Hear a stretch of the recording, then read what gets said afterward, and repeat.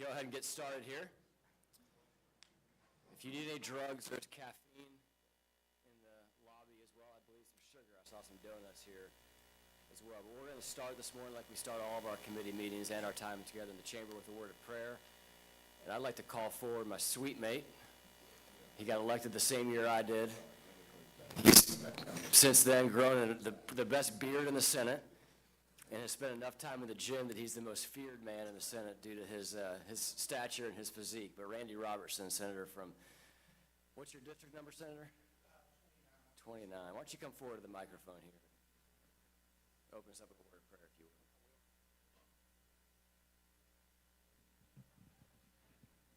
If everyone will bow their head with me, please.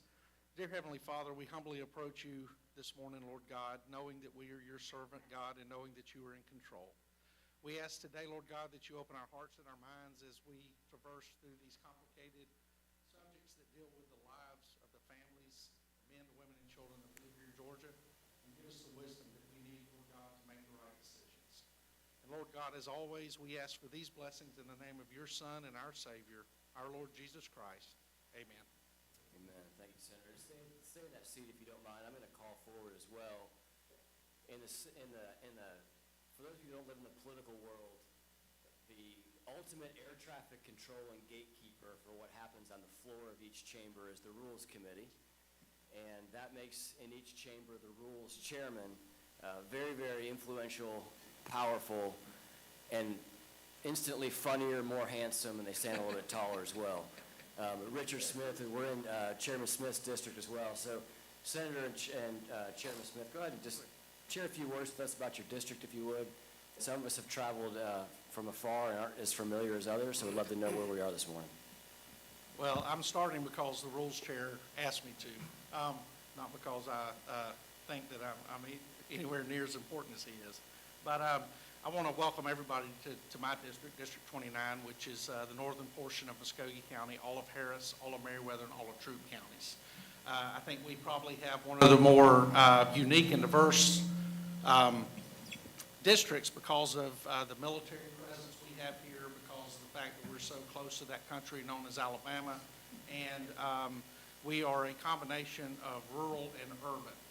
And because of that, we get a bit of everything that a lot of our southern brothers and sisters have and our northern brothers and sisters have here in Georgia. So I'm proud to know that one day I'm in part of the district talking about agriculture and pine tree harvesting, and the next day I'm somewhere in the district touring a hospital or a clinic and trying to determine what the health care needs are there.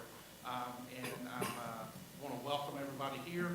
If anybody gets in trouble while they're here and they need me, my cell phone number is 911. Just call it and ask for Randy, and they'll get you in touch with me. But thank y'all for holding this meeting here. And I do want to, point of personal privilege, I want to thank the chair of this study committee, for the hard work I know he's done on this. As he said before, he and I walked in the door the same day and immediately became friends and have gotten nothing but closer since then. And this is something that is near and dear to his heart. And I appreciate the effort and the professionalism that he's invested into this study committee. And thank you for bringing it to Columbus. Also, I'd like to welcome everyone to House District 139. You're pretty much in the center of it. We've been very fortunate here in that we've been blessed with organizations like the Houston. For those of y'all don't know it, if it wasn't for them, I probably wouldn't be here today because they've done both heels, both knees, both my back, and both rotators.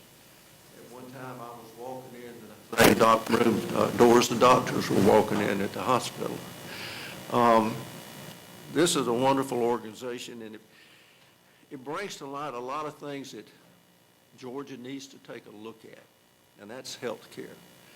If you go south of us here, there are several counties that don't have hospitals, don't have doctors, don't have pharmacies, don't have hardly anything. And I remember one time I was doing a program down there, a socioeconomic profile, and one of the things we did, we looked at where a county used to be, where a county is today, and if something don't change, where it's probably going to be. And I asked them, why do you think crime is so low here? No answer. I said, well, there's nothing here to steal. And that's what some of our rural South Georgia counties are facing. And it also relates to health care. We've got to take that 900-pound gorilla out of the room and address the needs that are impacting this state. We've got parts of Columbus that are underserved as far as the primary care. You've got people in this state who are driving 30 and 40 and 50 miles just to get a prescription filled. Now, that's unacceptable. Now, I've been on this CON train since 2005. I was second signer on the bill to do away with CON in 2005. So I've testified, I've done a lot of things that it relates to CON.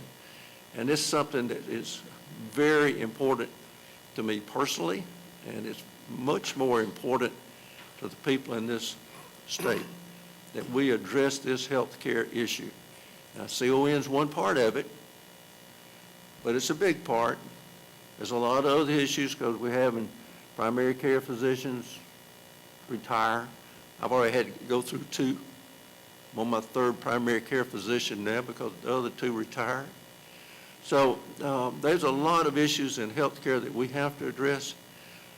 I'm glad y'all are here. Don't call me on 911 because I won't answer. If you get a speeding ticket, call him. But it's a pleasure to be here, and I think one of the issues that the people of Georgia need to understand, there's a lot of very important issues being discussed since session got over and when session's going to start on the 2nd Monday in January.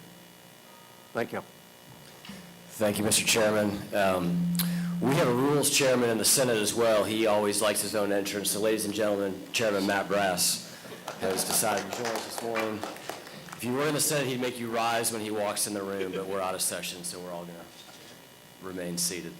But thank you, Chairman Smith and Senator Robertson, for giving us a little bit of a high-level view on where we sit today. With that in mind as well, we'd also like to have Mark Baker tell us about the facility that's been so gracious to host us this morning and what the kind of work that you guys do here as well. Yeah, sure. So good morning. Glad to have everyone here. It's a great day for us, but it's also just from the subject matter at hand. It's a great day for you guys to come in and actually get to witness our foundation. This building was built in the mid-'80s. It is a 501c3. It's a separate entity governed by a separate board. We're very proud of it. Within the facility, what you can see, what you're witnessing now, is an area to where we do a lot of conferencing, of course, and education. For over 12 years, we had the International Orthopedic Society for Total Joint was actually trained here. We trained over 300 orthopedic surgeons during that time in the field of total joint replacement. On top of that, across the way, when you go out of these doors, is a full medical library. A lot of people don't realize, of course, you now have Google. You don't need a book, and everything is online. But one of the requests Dr. Houston had when we were renovating this was, do you mind just keeping our vintage books? So if you go in, it looks like wasted space. There's a nice little balcony. But if you go up, that's all of Dr. Houston's original books. And that hallway that they go, why did they build that? It led to his office. So a lot of history along with a nice museum area. Upstairs, we have a full cadaver and medical surgical training lab. For the ones that do not know, we have a full orthopedic residency at our hospital, so we have a lot of residents that come through, but we also train surgeons all over the country here. One of the latest and probably most exciting things that we're doing. And we have Brent Ponce in the back. He introduced us to Kyle Chikas. Kyle Chikas is an MD, PhD. He was recruited all over the country. We, as Georgians, are very excited to have him in this state. We are building out a full translational research lab downstairs. For the ones that are unsure of what that is, we're bypassing animal studies, and we're using true human tissue. If you want to feel lower on the IQ score, just sit with Kyle for a little while, and he'll humble you. But some great things. We're great to have you guys here, and we have a lot of exciting things going on, so thank you. Thank you so much, and thank you for hosting us this morning. For the members of the committee, those in the room, I just kind of want to remind you of where we're at on our arc in this study committee. This is meeting 2 of 4. We had our first meeting just a couple of months ago at the Capitol at the beginning of summer. We are now closing out our summer here. We will be in Dr. Watson's town. I'm not sure we'll be in your district or not, but we'll be in his town in Savannah in October, and then we will finish up our work before the end of the year and when we get back into session. I think it'd be helpful for those streaming online and those in the audience to understand who it is that sits up here at this table. So I would love each member to take 15 seconds, introduce yourself, tell us where you're from. And as you see, we have less microphones here this morning than we do at the Capitol. So we'll pass microphones around. And similarly, you do not need to wait for me to turn your mic on. So as you want to speak throughout the course of this meeting, just go ahead and get a microphone close to you. And as it becomes available for us to call on you, you'll be recognized and your mic will be live. So we'll start with the esteemed Dean of the Senate, Chairman Harbison. Thank you very much, Mr. Chairman. I am honored to be here today. Ed Harbison for the 15th Senatorial District. I have 7 counties, Macon, Marion, Taylor, Tallmadge, Sly, and parts of Chattahoochee County at Fort Moore. I have been wrestling with this issue ever since I've been in the Georgia legislature. It is a critical thing that we look at it in the vein we're looking at it now, and I'm just honored to be part of the process, and hopefully we can give it a prayerful and very careful consideration as it relates to how we apply laws that apply to our medical profession. Thank you.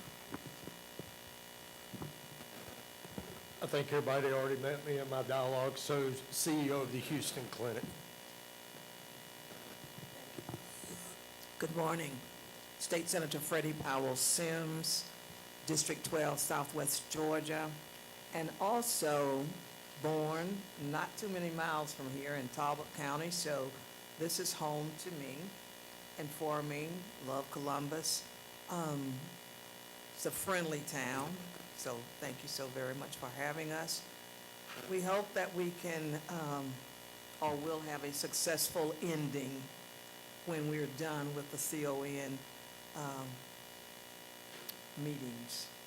We want to make sure that all Georgians, rural, urban, otherwise, will have adequate, not just adequate, but quality medical care, and that's what we're looking for. So thank you so very much for having us, and we'll move on.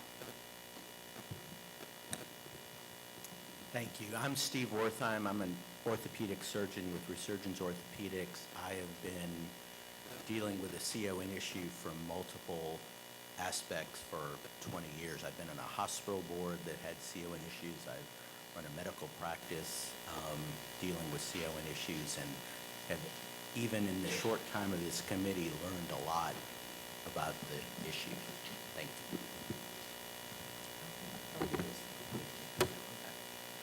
I'm Kay Kirkpatrick. I represent Senate District 32, which includes Cobb and Cherokee counties. In my previous life, I'm still an orthopedic surgeon. I did hand surgery for about 30 years before I shifted gears, and also was co-president of Resurgence with Dr. Wertheim here. So I know a lot about this issue, and I'm very much looking forward to not only hearing all the testimony that we have to hear, but also coming to a conclusion that makes sense for Georgia. Thank Thank you, and thank you, Houston Clinic, for hosting us. Rather impressive facility that you have. I'm State Senator Ben Watson. I represent about half of Chatham County, all of Liberty County, which is Hinesville, and a few other communities, and Bryan County, which is Richmond Hill and Ellabelle, where the Hyundai Meta plant is. Busy area of the state, growing area of the state, about 4 hours and 23 minutes from here, and so I don't get to be in this part of the country as much as I would like. Beautiful, beautiful area, beautiful downtown, really appreciate being here. I am chair of HHS and have appropriations in the Senate also. This issue has been important for the state of Georgia for years, decades actually, and I look forward to hearing what people have to say, and look forward to hosting us along with State Senator Garrett Mallow in Savannah soon. Thank you, Chair Watson. My name is Greg Dolezal. I serve District 27, which represents the bulk of Forsyth County, which is just north of Atlanta. And I work in technology, do not work in healthcare. However, I have 4 children, 11 and under, with my wife, and that means that she or I are in a hospital, medical facility, or providing primary care in the home front, and really a weekly basis, it seems like.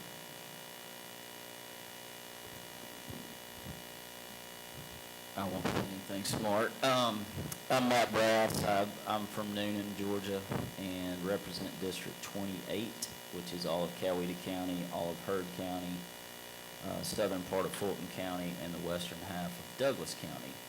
And it's great to come back to the Houston Clinic. I've actually had 2 shoulder surgeries here, so Dr. McCluskey and the group down here do a good job, great job. But yeah, so with my district, I was really thrown into the middle of the CON battle from day one in the legislature, and been in the middle of it ever since, and have seen some benefits from it and have seen some negatives from it, and I think we've got to find some balance out there that really goes to serve our citizens better, because I think we can do better in this state, and we will do better, and we got to figure that out. So look forward to this committee. Thank you, Mr. Chairman. Good morning. My name is Jesse Wethington. I'm the president and CEO of the Georgia Association of Health Plans, which is a trade group for the commercial health benefits industry in the state. Originally from up the road, Highway 27 up in Carrollton. So glad to be in Columbus. My mother was actually born here at Fort Moore. So excited to be here. Had a long history with this issue. Blue Ribbon Commission in 2005, a couple of special and study committees. So excited to continue to work. Hello, my name is Matt Hasbrook. I'm the CEO at Memorial Health Meadows Hospital in Vidalia, Georgia. Very honored to be part of this committee, thank you. And really hope to provide not only a unique perspective, but listen and learn. I've been in healthcare now for 18 years in various capacities. I've worked in 4 different states, 2 of them which are CON states, 2 of them which are not CON states. I've had leadership capacity in 5 different hospitals across those 4 different states. Prior to being at Meadows, I was the Chief Operating Officer at Memorial Health University Medical Center in Savannah, part of Chairman Watson's district. And then prior to that, I was the COO at Fairview Park in Dublin. So have a unique understanding of both the rural hospital operations as well as urban, and looking forward to being a part of this and working through the process. Thank you. Hi, good morning. I'm Christine McEwen. I am corporate counsel with Piedmont Healthcare. So we have 2 hospitals in this district and 15 others across the state, as well as a 2,700 physician network. I'm with corporate counsel and have oversight of the CON program within Piedmont. So I have day-to-day understanding of what hospitals, physicians, and others are going through. So look forward to participating. Fantastic. Thank you all. There are a few other key people that I want to point out this morning that helped either make this morning possible or they're just been supportive of the effort in general. Jocelyn Hill, we had her testify last time, so now she's gotten as far away as possible from a microphone, but she's over there in the corner. Thank you for the work that you've done. She works with our Senate Research Department, has done a phenomenal job keeping us equipped with information around the Certificate of Need issue. If you've had to figure out anything as it relates to these meetings, you've talked to Kylan Gallagher in our office, and she let us know last week she will only be in our office for a few more weeks. So she's done a phenomenal job helping me make the transition into the leadership suite, where she's worked with myself and Senator Larry Walker this year. In the back, streaming this live, are Lexi and Keenan with Senate Press. And I don't know when y'all got here, but they got here early enough to make sure all this stuff worked and make sure that everybody could communicate. Enos Owens is right in front of them with Lieutenant Governor's office, has been really my touch point with Lieutenant Governor's office on the Certificate of Need issue with the bill that I had this past year, as well as a few other things. And then Betsy is our lawyer, so she keeps us out of trouble. But she's with Legislative Counsel, who helps us figure out how to write bills and draft them and make them sound like only a lawyer can understand them. So thank you so much for helping us navigate this committee process as well. And I think that I mentioned everybody that I wrote down. I want to remind members of the committee and those here in the audience, we're not here to just to pontificate on things, and we're also not here just to have somebody present a PowerPoint to us. So I want to encourage members of the committee to participate. As you have questions, grab a microphone, ask those questions. We'd like this morning to be as much of a dialogue as possible so that we legitimately can learn things that we don't know. All of us walk in this room and into this process with preconceived notions as to what we think about the regulatory mechanism that is Certificate of Need. But I can promise you there are things that you don't know or different viewpoints that you may not share that are legitimate as well. So we will have a number of people present to us this morning, and then we'll have a time for open comment from anybody here that wishes to speak. If you'd like to sign up to speak, Kai has a sign-up sheet that she can get to you, and we're going to conclude our time with open Q&A, or I should say open commentary from anybody that wishes to speak, with the opportunity for members from the committee to ask you any questions that they may have. So with that, and without further ado, I'd like to call Mark Baker forward. And probably going to be easiest, Mark, if you actually just step forward here so that we can see you. We can call an audible if you'd rather not, but figure we'll start out of the gate strong here. You've got about 10 minutes. Well, if I got called first, it's got to be more than 10. So Yeah. that's perfectly fine. All right. With that, the floor is yours. I want to apologize first for having a standing mic. That was my request because I do not like sitting and talking. So once I get worked up, it's hard to keep me still. So I appreciate, number one, the committee having me. I appreciate the fact that we're here to talk about a very, very important subject. At the beginning, you asked to explain give a talk of who the Houston Clinic is and what we do. I didn't want to give this spiel there. I'll hold it for now. So the Houston Clinic's a physician-owned group. We've been in existence 2024 for 75 years. So founded in 1949. We are in 4 states, just like what is mentioned earlier. We're actually in 3 CON states and 1 non-CON state. The evolution of healthcare has been very, very interesting. Been at this since 2002. We as a clinic have been through a tremendous amount of challenges and a lot of excitement and growth as well. With that, understanding of who we are and where we are, our main campus is here in Columbus, Georgia, but we have campuses from as far north as just north of Nashville, Tennessee, to Melbourne, Florida, over to Vidalia, and that area, as well as all throughout Alabama. We just entered into Birmingham market, and with that, we see quite a bit and face a lot of different challenges. But with what we're doing today, I want to micro down to the state of Georgia. And what is interesting, I was really thinking, and you talk about an audible, I'll call audibles quite a bit. And one thing that is very,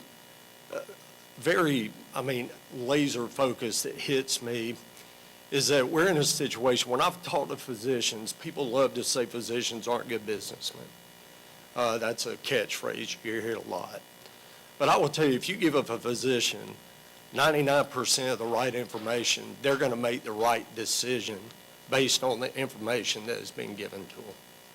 And I think there's a lot of similarities with you guys today, especially in the legislature. You've got a lot of people telling you everything that they want to hear, what they want, and you have to make decisions based off that information.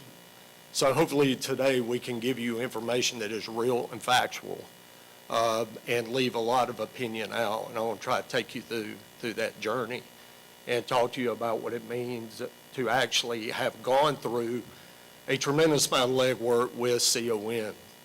So in 2002, I came on board with the Houston Clinic. The physicians had a drive and a vision to not discontinue, even at a time to where, from a finance perspective, the clinic was not doing so well.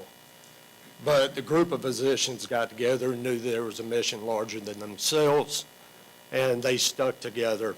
And I'm very fortunate to have just been a small part of that. In that, in about 2003 or 4, everybody mentioned they have their attorney. Actually, Victor's here to save me from myself, and so Victor does a lot for us. But Victor was along the ride for that as well when we applied for our CON. And what we asked for at the time, we were building out a 6-room surgery center, or attempting to, on our campus. And we were very quickly notified of course, what we'd have to do about CON. And understanding what CON does, right? So anybody can Google what CON and what it is meant to be, is look and measure what the need is. Is there a true need for what you're asking? Does this actually, can we from a CON board look at this need, and do we need to control the cost? So that's 2 things: control cost, measure need. The third thing is to guarantee access. So they look at how to guarantee access through the CON process. I find all of that interesting because I think in our situation, we can walk through the years and talk about exactly what occurred and what happened. We applied in 2005, and I'll fast forward since I only have 10 minutes, but we were denied in 2008. We went through the first CON committee hearing with DCH. From there, we appealed, of course, took it to Superior Court, where we won, to be later appealed by a company out of Nashville, Tennessee, Symbiont, which was a large ASC operator at the time. They have later sold. But we were opposed by a company in Tennessee. Of course, others joined on that opposition, and we were told basically there was no need because there was already access. There are way too many operating rooms in Muskogee County for us to have access.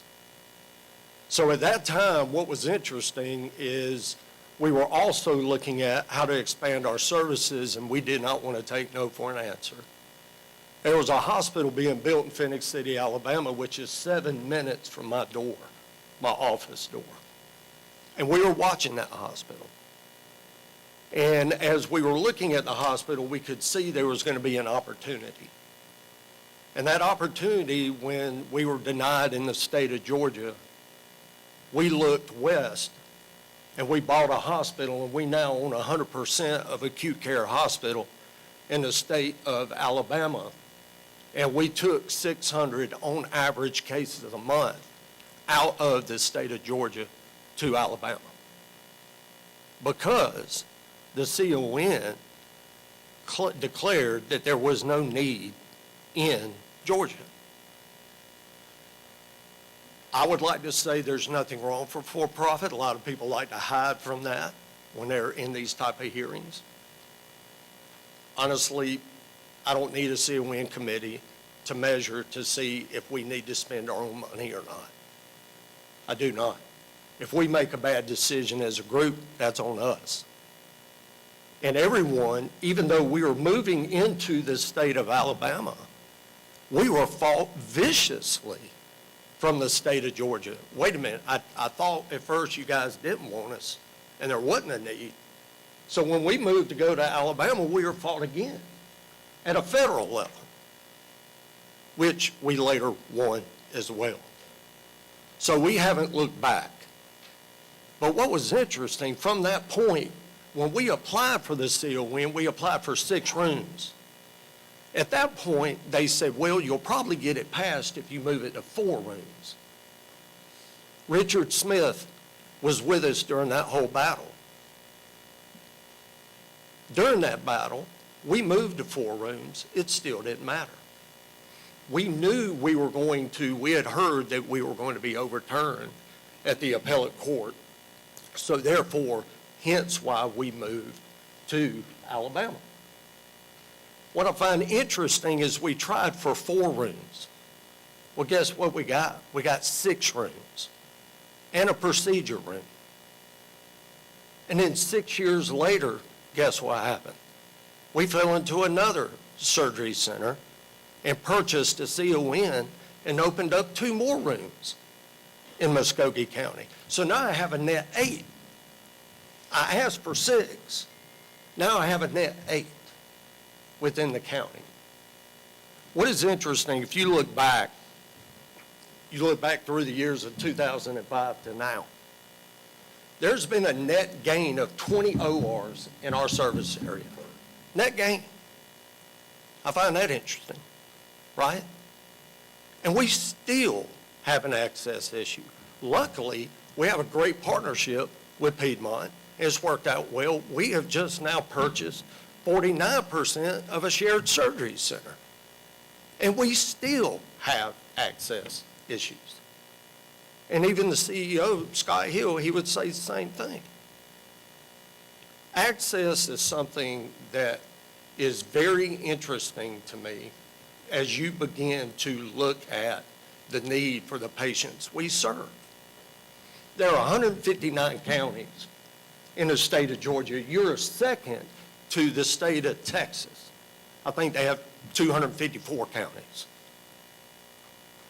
In this area, we have served all 159 counties in the state of Georgia.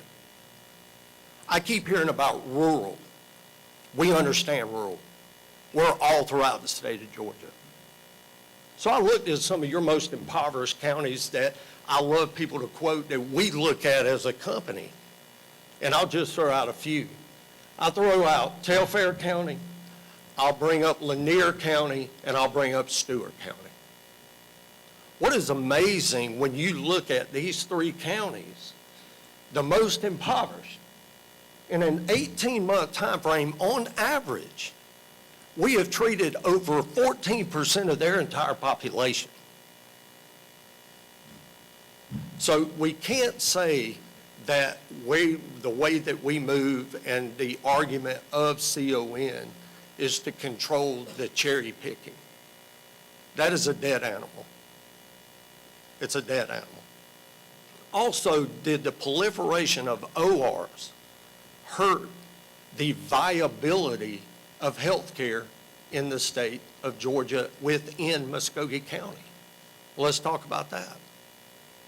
What occurred in the same time frame?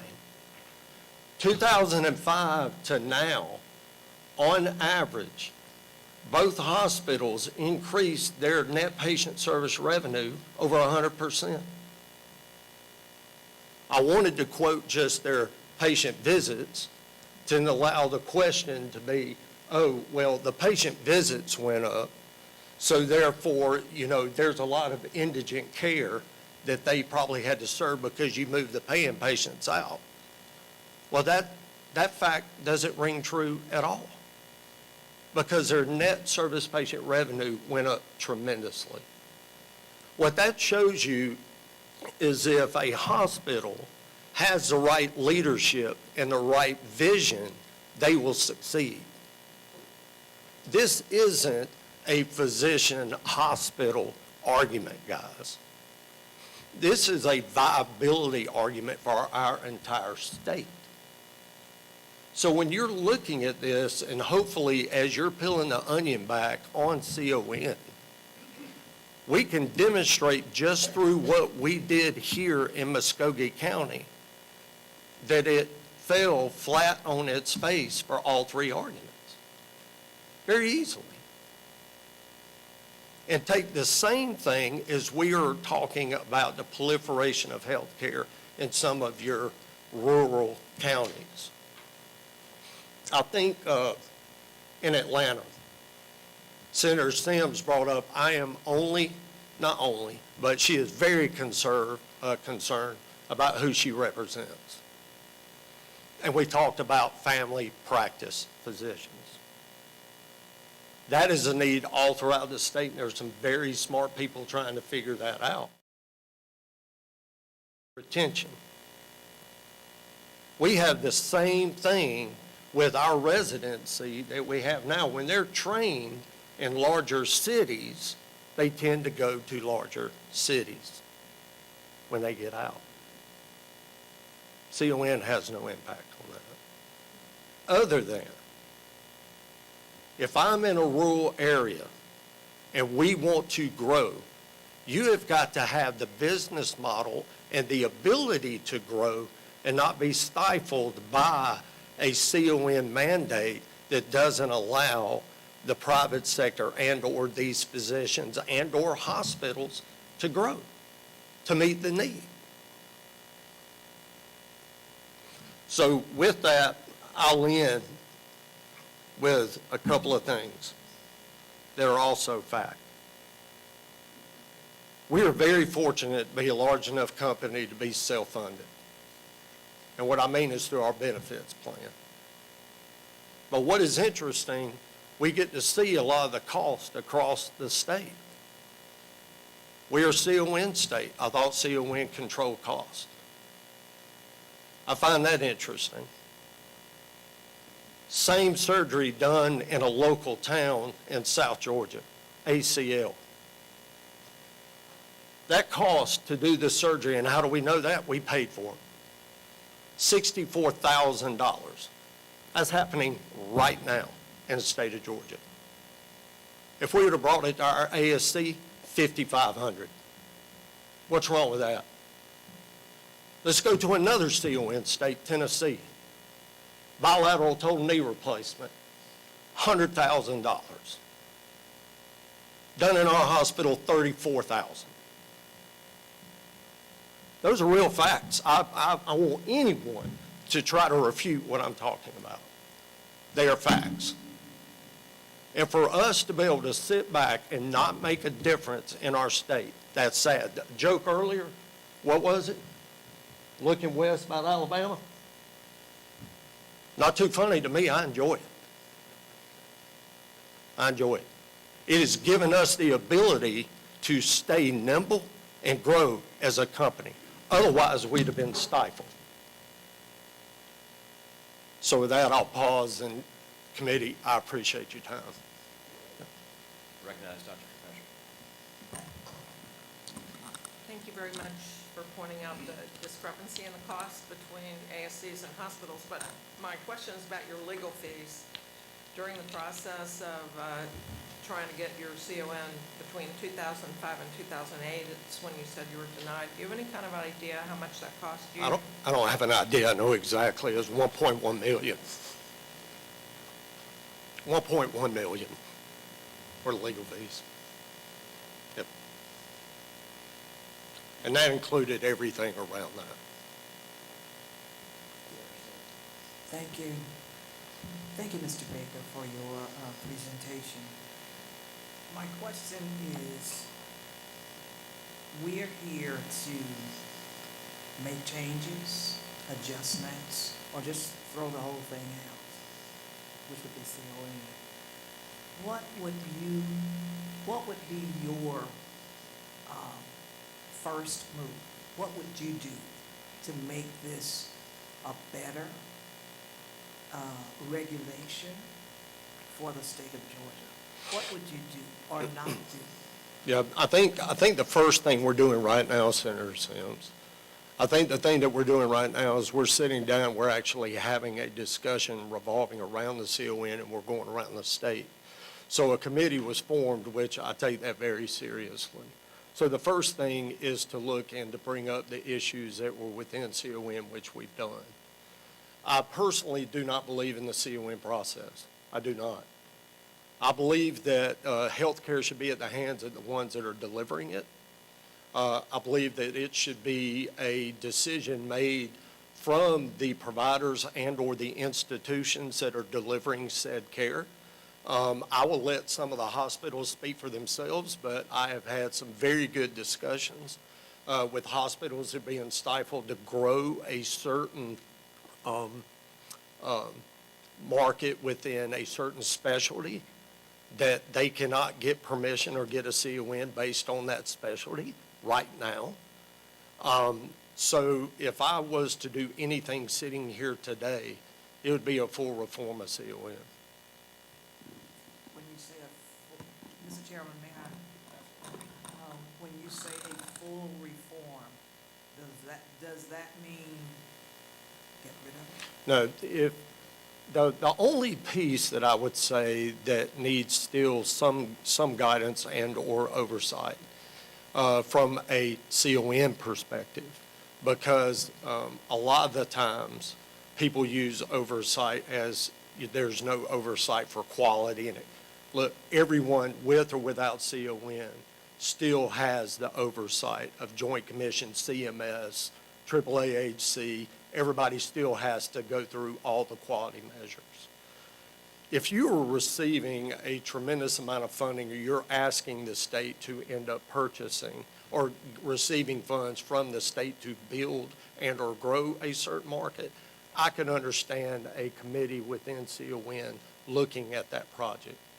But from a standpoint of a private company, I don't believe there should be any CON regarding their expansion.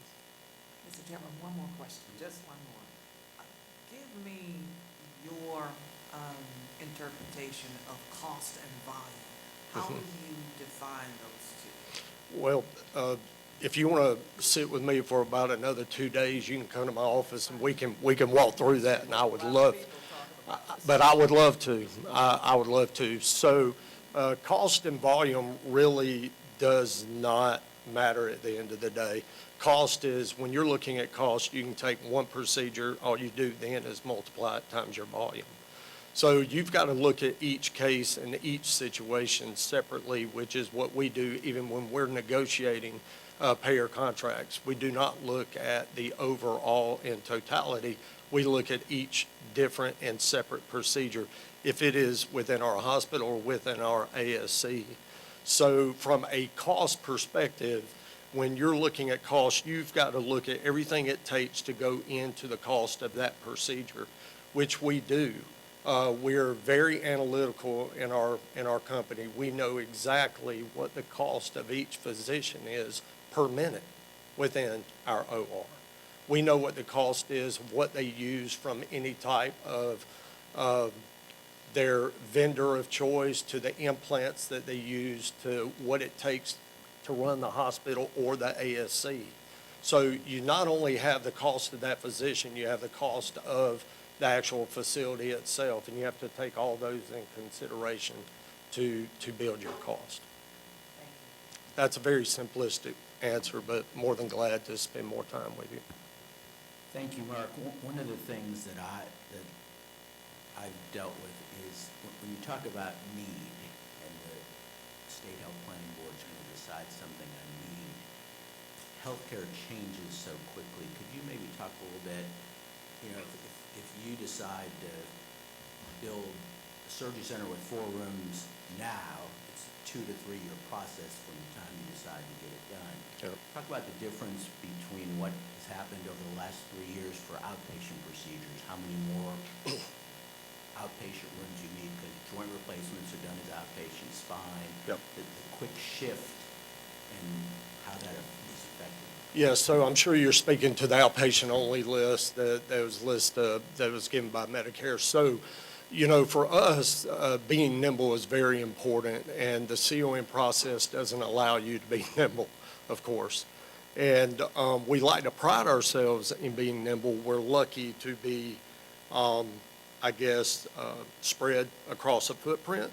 But the CON process totally stifles your ability to be nimble and be reactive to the market.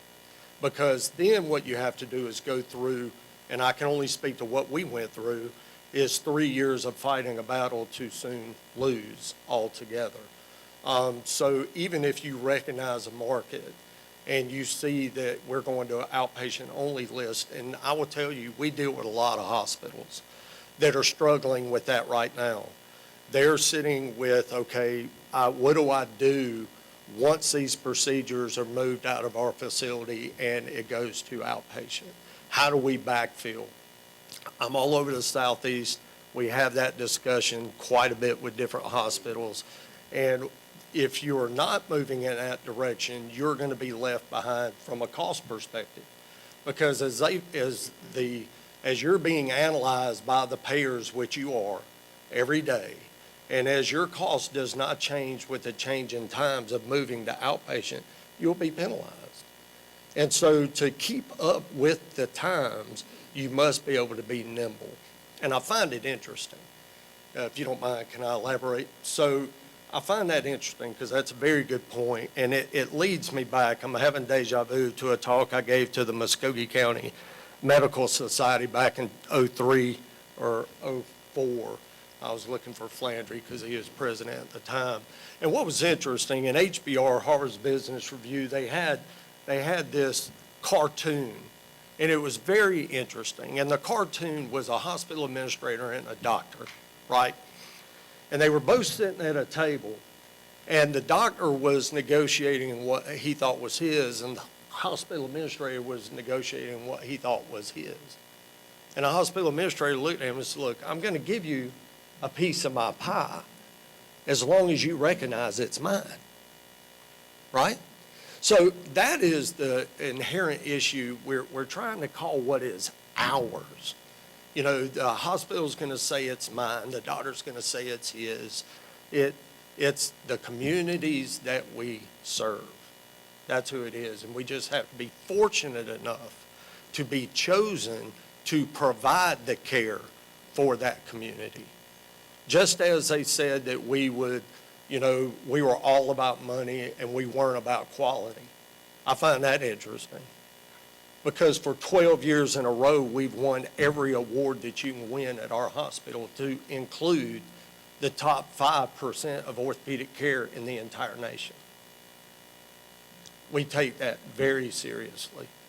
And the same as our quality and safety measures through our AAAHC of our ASCs.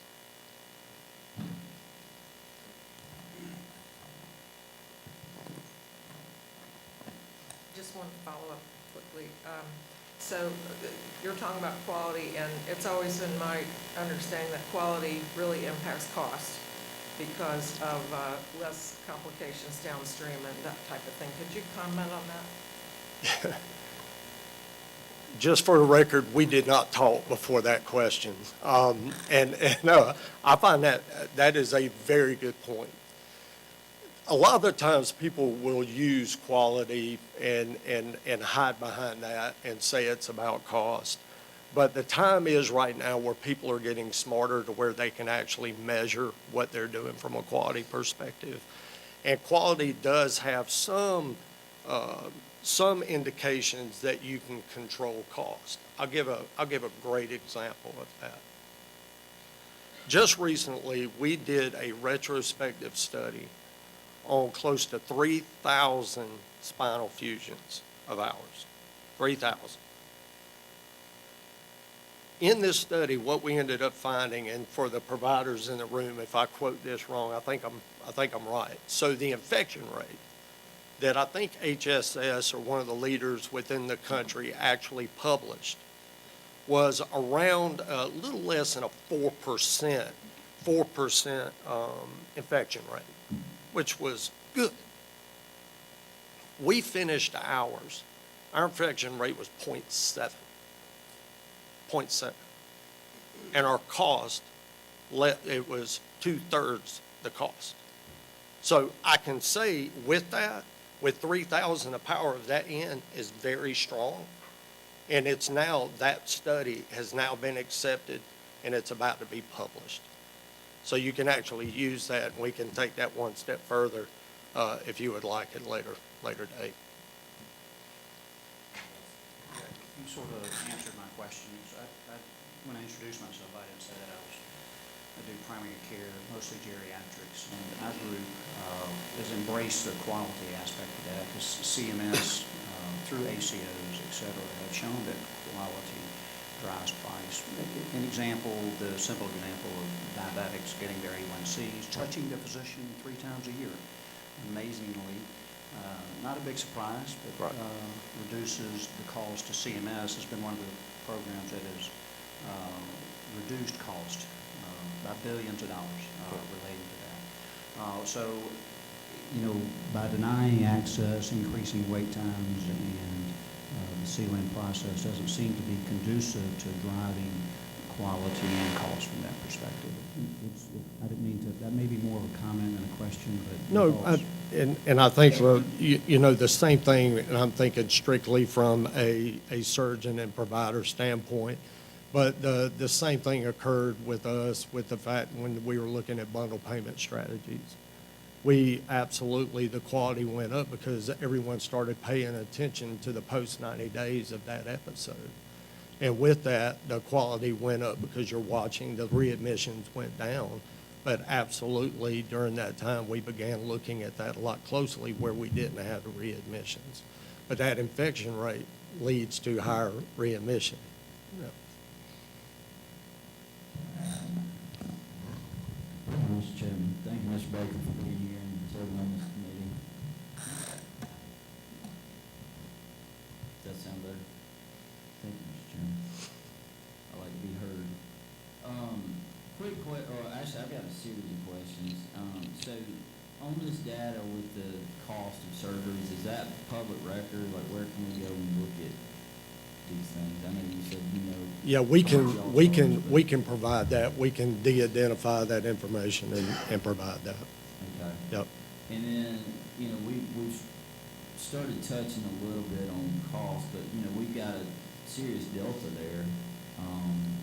You know, if quality is supposed to be the main driver of cost, but yet you said $100,000 surgery versus a $34,000 surgery, but yet they're averaging 4% infection rate and y'all are 0.7, so clearly quality is not driving the cost. So what is driving those costs? What is that delta? Well, the delta is that we're still doing procedures that are outpatient only in a hospital setting. That'd be the first thing. The second piece, just, you know, the most painful out of that, those procedures were done by our physicians in those facilities. And that is the painful part because they even knew of what that was, but that's where they are doing the surgery and they had no other choice. Soon to change. In the Tennessee location, we are building out a joint ASC, actually with HCA. So we are looking at changing that cost structure. But the other, we're still working on. But there is no, you can't correlate cost and quality with those two. Right. And one last follow-up. All right, I'm gonna ask you the question that, I guess the million-dollar question. So CON goes away, competitors want to come down and build next door. How do you adjust? Well, I welcome anybody. Someone asked us who our competitors were. And I find that's a hard question to answer when we start trying to identify who our competitor is. 159 counties in the state of Georgia, we service all 159 counties. There's 67 counties in the state of Alabama, we service 66 of them. So from that perspective, who I thought and who I look at as our competitor was in this area, I would say Alabama Sports Medicine, Jimmy Andrews and his group. But from that perspective, there was a Aldi's being built across the street of our clinic and a small auto parts store. We said both of those probably won't make it, and Jimmy will be across the street, right? So the thing that we do is we lock in to try to compete and do it better. If someone comes in and they open across the street, or a hospital decides that they want to move on in an independent direction, it is what it is, and you compete to bring your patients in and do them at the best of your ability. You don't try to stifle and spend millions of dollars trying to stop them. Would you end up dropping your pricing? No, you can't. The pricing, you can't go into a race to the bottom strategy. That's any business.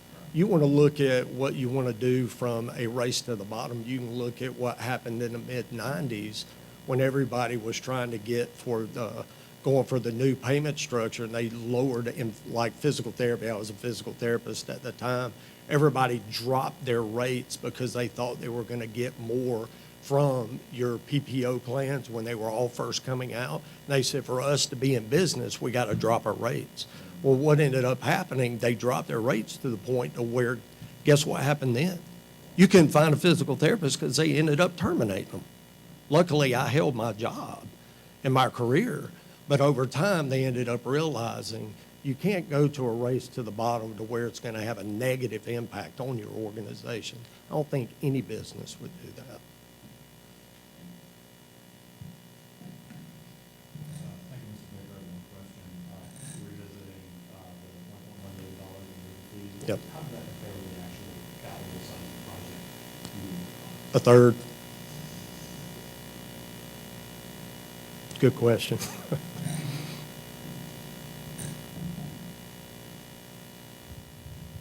Hey, Mark, thank Hey. you. Yep. Appreciate your testimony and appreciate your comments. You know,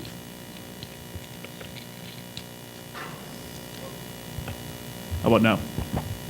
Good. Thanks, Mark. You know, we've worked together in a couple different areas now, one being Vidalia currently and certainly in Dublin. And I know our two organizations have worked together in many other areas in many of the counties you discussed and mentioned. I appreciate your comment about being nimble. We've talked about before, particularly in Vidalia and Toombs County, we've gone through a reform and a transformation at our facility to ensure that we're viable for the future. As you know, and many others know, we have a specialty hospital right down the street from us. And at the end of the day, what we're trying to do for our community is provide a well-rounded list of services, some that provide margin, some that don't, which we'll call loss leader type programs, be it obstetrics, ER, medicine, et cetera. So, you know, we've had to be nimble and be creative to find a way to ensure that we're continuing to provide high quality, high access services across the board, not just orthopedics, but in some of those other areas as well, to our community. Because that's our mission and that's our responsibility and obligation. You know, as I go around the state and speak with our peers in facilities, big and small, and talk to community members, the question or the worry that I continue to get from them is, how do we continue to keep our doors open, offer these loss leader type services when the potential of the services that will then pay for them are leaking out? And so my question to you is, if you are amongst your peers in this room of hospitals spread across this state, how would you advise them? Yeah. What would be your response? Yeah, that's these are the kind of discussions I actually like having, so I'm glad you couched it that way because it's real. You know, if you look in the state of Georgia and you look at the number of hospitals that have closed, I think there's 30-something counties that are listed in the state of Georgia that are rural. And I think you've had just in the last few years, something like 12 of some of the rural hospitals closed. You know, when you look at that and you talk about, use the term loss leader, you know, even in our industry, and I'll do a comparable, in our industry, a loss leader is covering Friday night. It's going to be small, covering Friday night football games. Why is that a loss leader? You make no money. Zero. And what I found interesting, it fits to what our mission is. So we cover over 42 high schools and about 7 colleges. Our Medicaid no pay is more, it's a little above 4%. I know what treating the loss leaders are because we do it every day. Our MRI, we do 7%. So I totally understand. And to the loss leader, and when you're in a community of a hospital, you have to look at how you provide that because you're a full service and you have to provide it, and that is a challenge.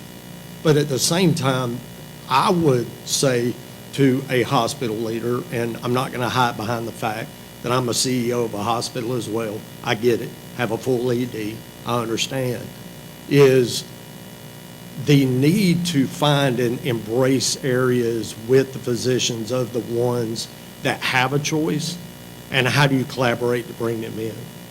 I will say Piedmont, just use an example. Piedmont's done a great job with that in this area. They've done a great job with that throughout the Macon area as well.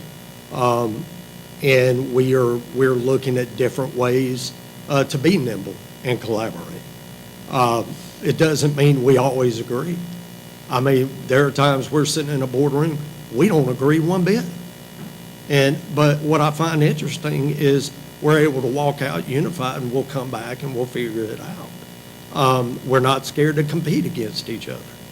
It is a very healthy relationship. So with that, if I'm a hospital administrator in a smaller town, which I will tell you a lot of they do not because it's the forest of the trees, right? But the number one thing I would say is to embrace the provider, to make them want to be in that facility, is where I would start. But I understand loss leaders, we do quite a bit of it. Thank you. Yep. Question, committee? I have one final question to ask you, the devil's advocate to yourself. Yep. You mentioned you being in favor of full repeal of the South Carolina, as you understood, South Carolina. Right. What would be your, if you were in a policymaker position, what would be your largest concern with full reform? You know, I don't,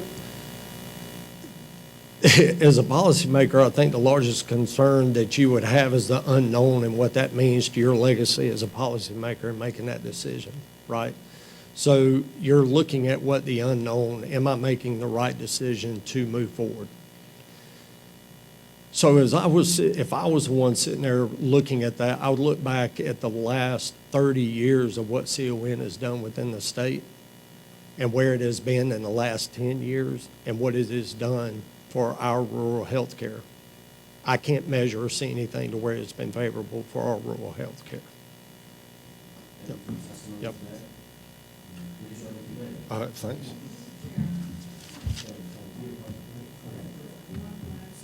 No problem.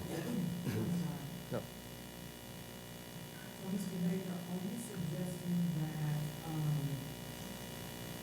rural hospitals, which are at reclosing in my district, or seeing their demise because of the CON? No. No, not at all. Okay. Just a snap. Yeah. Why do you think rural hospitals are closing? Well, I'm going to give you an example. I can only give you an example of what I've seen. So I'll give you an example of Russell County Community Hospital in Russell County. Russell County Community Hospital was about to become the fifth, I think, fourth or fifth hospital that is closed in Russell County, right? So when we went in, what we ended up finding out is they had zero eyes on the ball of what the cost was to provide care within that facility.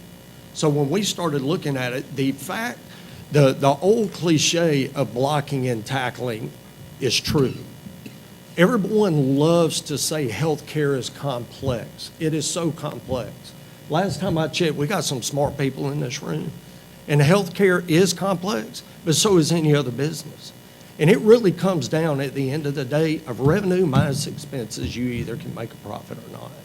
And then you've got to look at what you have within a community to provide that health care. Do you have enough within a catchment area to where you can provide care? So from a CON perspective, my comment, just to be clear, was that the three pillars that CON is based on has not prevented the closing of hospital. I didn't say it was because of CON.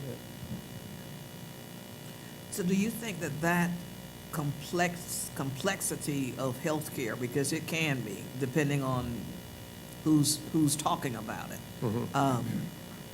I'm not a provider. I'm not in healthcare. So there's a lot to learn about it, okay?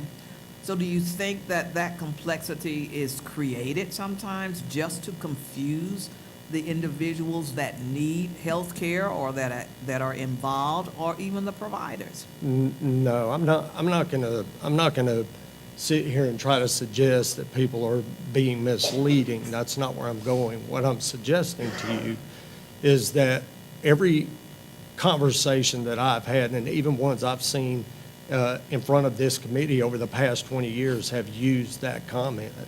But the issue at the end of the day, it really comes down to the blocking and tackling within a facility, going back to what we spoke about from being nimble in a community to be able to recognize the need and the cost associated. Thank you. Yep.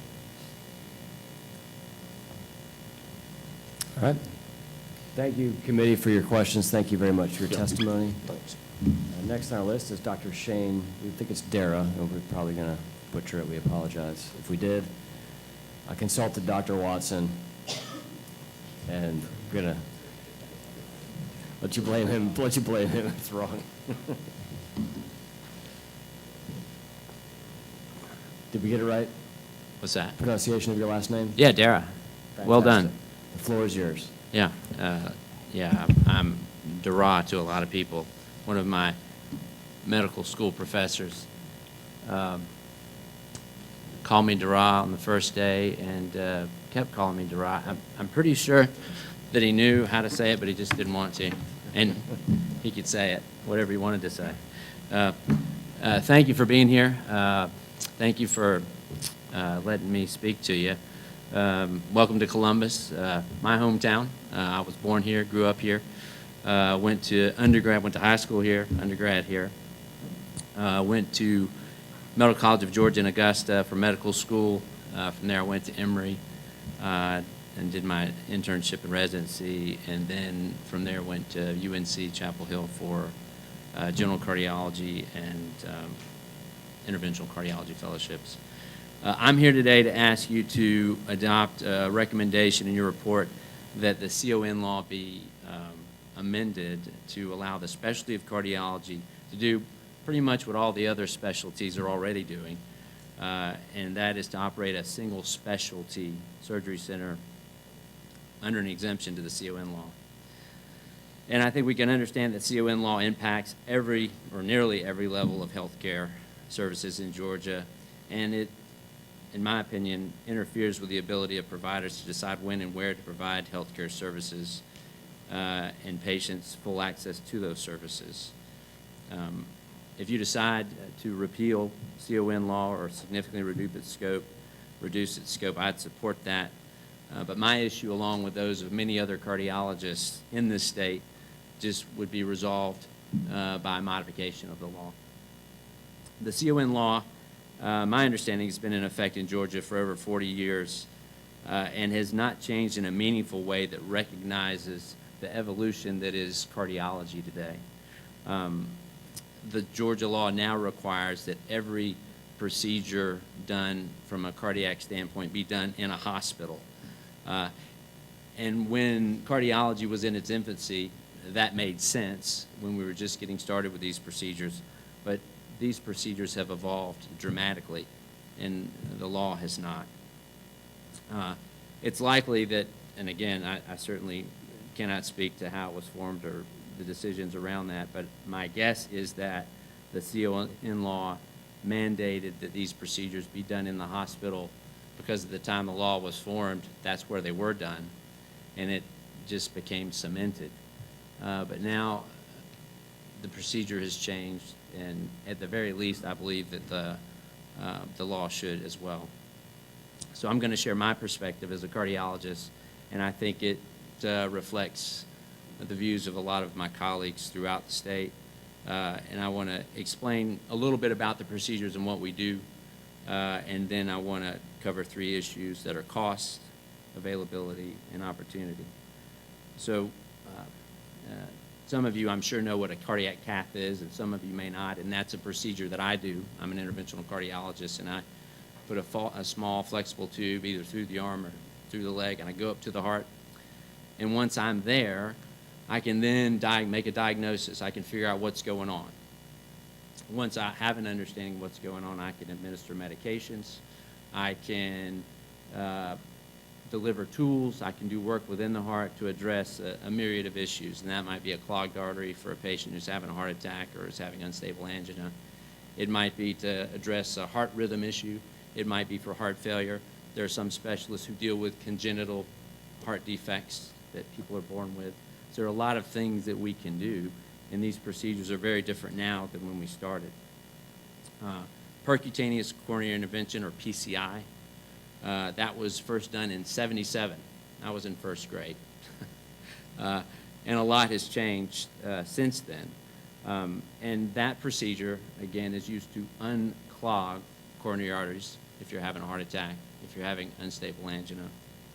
And now, PCI, thankfully, has replaced open heart surgery for a lot of patients who, there was a time when that was the only option. If you had one blockage, you got open heart surgery. Now, you only need open heart surgery if there are many blockages that we can't fix with stents, and that's a great change. And we've had other techniques and devices that have improved outcomes, shortened recovery times, getting patients home quicker. In the infancy of PCI, or when these procedures started, it was a brave new world. And at that point, there was a lot of concern about complications, and there were complications, and they were significant. And so when we first started, and this was long before my time, if we were going to do a PCI, you had a heart surgeon standing beside you. He wasn't doing the procedure, but he is available. You had a full OR staff scrubbed and ready to go, because if the interventional cardiologist has a complication, then you stop, you whisk the patient away to the operating room, you open the chest, and you fix the problem. And that's how it was done. It evolved. Time passed. And we found that, well, we've got a lot of surgeons that are just kind of standing around when they'd rather be operating. And so the rules changed. And eventually the decision was made, you know what, I'm going to let the surgeon just go sit in his office, and we're not going to have the whole OR staff just sitting around doing nothing.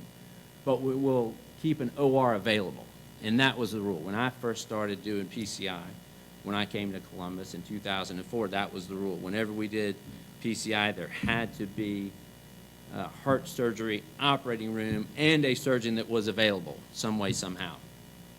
And then I remember when we went off that standard, such that PCI could only be done in a hospital with heart surgery, but you didn't have to have a heart surgeon that was necessarily available. So if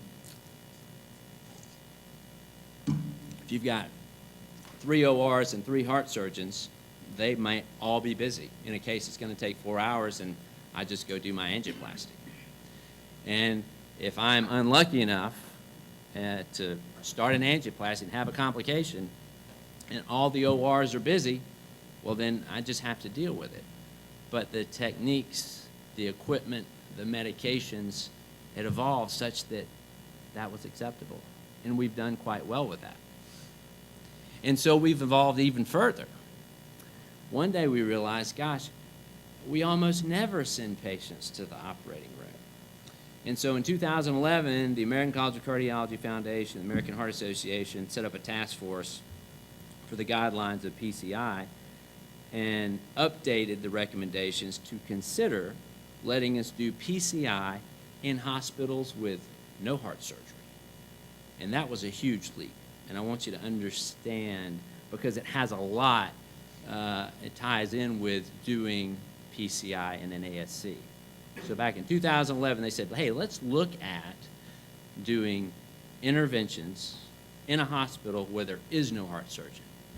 And so they did a study, and the study showed that it was safe.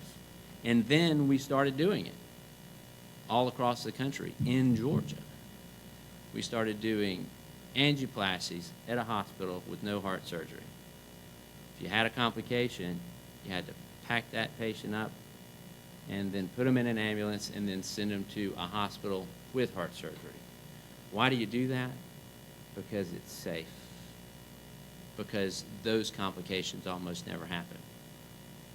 And that's what we did. And so in 2014, we had been doing that for a few years, and we came back and looked at the data. We all thought it was safe, but the same task force revisited the issue and said, well, how are we doing? And what we found is that the mortality was no different in those hospitals who did not have on-site, as we call it, surgery. So we didn't need that anymore. And that's a long-winded way of me saying it's safe to do these procedures in an ASC because we're already doing it outpatient. We're already doing it in facilities that don't have surgical backup. So why is it unreasonable to do it in an ASC as opposed to a hospital where there's no heart surgery? Either way, if there is this unlikely but really serious complication, we're going to have to send them to a hospital that has a heart surgeon. Oh, and by the way, this has been done in many other states where there is no CON laws for years. And it has been done safely in those states for years. If you just go south in Florida, there are cardiology ASCs sprinkled throughout the state, and they're doing this procedure safely, and they've been doing it for some time. So, moving on, let's talk about the elephant that's already been mentioned in the room, and that's cost. And, oh, yeah, you're back up there. And he mentioned it. I'm a small 5-man group, but we're a private practice. We are not big enough to be self-funded. We have to, go and buy insurance like everybody else. But it's killing us. And the irony of me as a healthcare provider sitting before you and complaining about the cost of healthcare is not lost. But it's a fact because I'm also a small businessman, and you have got to be, I know you're hearing that from your other constituents. We've got to do something about this. Our costs have gone up 20% in the past 2 years just for what we pay. And that's not just with addition of more employees. That's just the cost of what we're paying for health care. And that's got to change. Because the hammer, my fear is just a health care provider, if we don't do something about it, the hammer is going to come down, and that's going to, I don't know what that's going to look like. I don't want to find out. And we need some creative solutions, and we need to find those now. But the fact is, heart catheterizations are much less expensive when they're done in an ASC. That is just a fact. Based on some research, CMS decided to pay for PCI procedures starting in 2019. In 2020, they basically covered them all. It started with a few procedures, and then they gradually expanded that to more and more and more procedures. And my understanding is that Medicare has paid for PCI procedures in ASCs in 28 states. And I think Georgia should be one of them. I don't think there is a really good reason why we're not one of them. CMS calculates payment for outpatient cardiac procedures of interest differently and this is over my head, for ASCs and hospitals, how they do things, I don't know, but I know that it is much less expensive. And that translates easily, and we all know, into cost savings for Medicare, into cost savings for seniors that are on Medicare, but also on plans like mine that base their allowed amounts on Medicare fee schedules.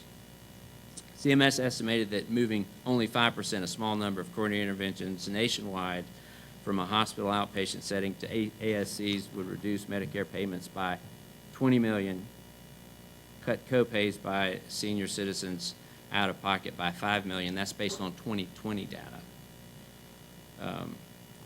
There are other ways we could save money, and I'll address that. But let's talk about availability. And when I say availability, and I mean to patients in Georgia, if we agree, and I think we should agree, that ASCs will lower costs, then that in of itself makes the procedure more available. And this has happened to me several times. I see a patient in the office. We decide in shared decision-making that they need to have a cath and probably a PCI. We schedule the case. Patient finds out what their out-of-pocket cost is, and it doesn't happen. And then I see them back in the office. They're still struggling. What's wrong? And they say, I can't afford to do it. Or worse yet, we see them in the hospital because they really were struggling, and it never happened because they couldn't afford it. Happens all the time. And this is probably a patient that has insurance, but they just have a large copay, like I do. And so that is a huge barrier to access. And if we improve cost, we're going to improve access. I've heard the argument that if we, against ASCs, that if we allow caths to be done in ASCs and let the genie out of the bottle, that we're going to start seeing ASCs and cath labs on every corner. And that's going to be a bad thing. It's just going to be wild proliferation, and it's going to wreck health care. A counter-argument that I would respectfully make is there are a lot of corners in Middle and South Georgia that have nothing. There's nothing on the corner. And these patients don't have access. Or they have to drive a long way. And I can tell you, for some procedures, for some cardiac procedures that we don't have in Columbus, there are some patients that will not go to Atlanta. They just will not do it. They either cannot do it, they don't have the means, or they just won't. And sometimes these are life-saving procedures. And I've had discussions with patients about a condition, aortic stenosis. If it's severe, you've got a 50% two-year mortality. I know statistics. But that means in 2 years, half the people with this condition are going to be dead. And I tell that to a patient, they understand it, and they say, I'm not going to go to Atlanta. And so what about the people in South and Middle Georgia that don't want to drive to Columbus to see me to get a PCI? What about them? Building an ASC, building a cath lab is expensive. I think it's a lot less expensive than building a hospital. And I really believe that Georgia physicians, Georgia cardiologists, understand their market, they understand their patients, and I think they can be strategic about what corner to put a cath lab on. And I think that is going to be an important way that we can expand access and make that available. And I think that's a direction that we need to move in. Finally, I would say having cath labs exclusively in hospitals restricts access. And I think this fact was absolutely laid bare during the pandemic. Here in Columbus, it was a catastrophe as it was worldwide. Our cath labs were essentially shut down, except for emergent cases. So all of the elective cases, for weeks at a time, we would just have to cancel. And for good reason, because we had to redeploy resources, staff to other places for sicker patients. And that was the right thing to do, and I was part of those decisions. We had to do it. But a byproduct of that is that you had this huge list of patients who were supposed to get heart caths that never got heart caths, that couldn't get heart caths. And even when we started cranking back up and doing things, we were trying to work down this number. some of these patients who were on the list to get a cath that didn't get a cath ended up having heart attacks, and some of those, and I knew them, some of them died. And so that is not a criticism of the hospital. I was a part of that decision, and I think they need the flexibility, the hospitals do, to deploy staff. And are we likely to have a pandemic again? Hope not. But I don't think we can absolutely predict what kind of challenges we're going to face in the future. And I think when a hospital has to respond to a public health emergency, we need to have access to outpatient care so that Georgians don't become a health emergency themselves. I would respectfully submit that CON stood in the way of access to care during the pandemic, and I would respectfully submit that it still does stand in the way of health care. Again, we can't foresee every obstacle. We never will. But I believe that having more access to care at different venues will make our healthcare systems more resilient. And I don't want to lose another patient or have to decide duck, duck, goose, trying to figure out who do I need to move to the front of the line because things are so restricted. That was an agonizing time.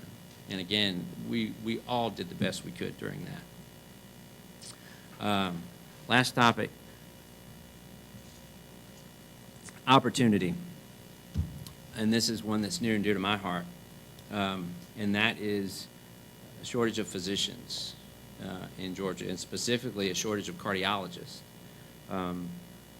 It's terrible, and for our group, that is the number one challenge that we see, is trying to get cardiologists, quality cardiologists, to come to Columbus.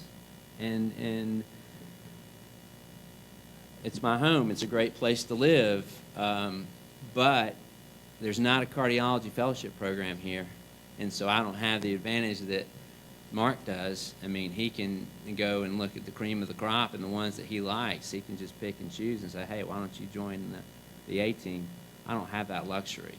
I've got to go and try and recruit people from Cleveland, from Emory, from big centers sometimes that are very, very, very far away from Columbus. And I can remember when I was leaving Chapel Hill, when I was talking with my friends, where are you going? We'd all talk about where we were going when we were finishing. I would say, I'm going to Columbus. And they'd say, Columbus, Ohio? I'd say, no, Columbus, Georgia. And then same conversation. You mean Columbia, South Carolina? I mean, I did this many times. I said, no, there is a place. It's called Columbus, Georgia. That's where I'm from, and that's where I'm going. And, I say that it was kind of funny at the time. It's not so funny now because I'm kind of stuck in that same conversation when I'm trying to convince a high-caliber cardiologist who's finishing up in Ann Arbor, Michigan, to come to Columbus, Georgia, or convince, a spouse to come. That's the bigger part of it. Now, when people get here, they love it, and they want to be here, and they want to stay. But getting them on the hook is hard. And when the only opportunity that I have is to say, well, we're just going to come, we're going to go to the hospitals, and we do this all the time. I'm going to go to Florida. I'm going to join a group. They have an ASC. They can do their own. They're in charge of their own destiny. Are you in charge of yours? What's going on in Georgia? Oh, no, man, we're a really progressive state. We're growing. We got a lot of stuff going on. Not in health care.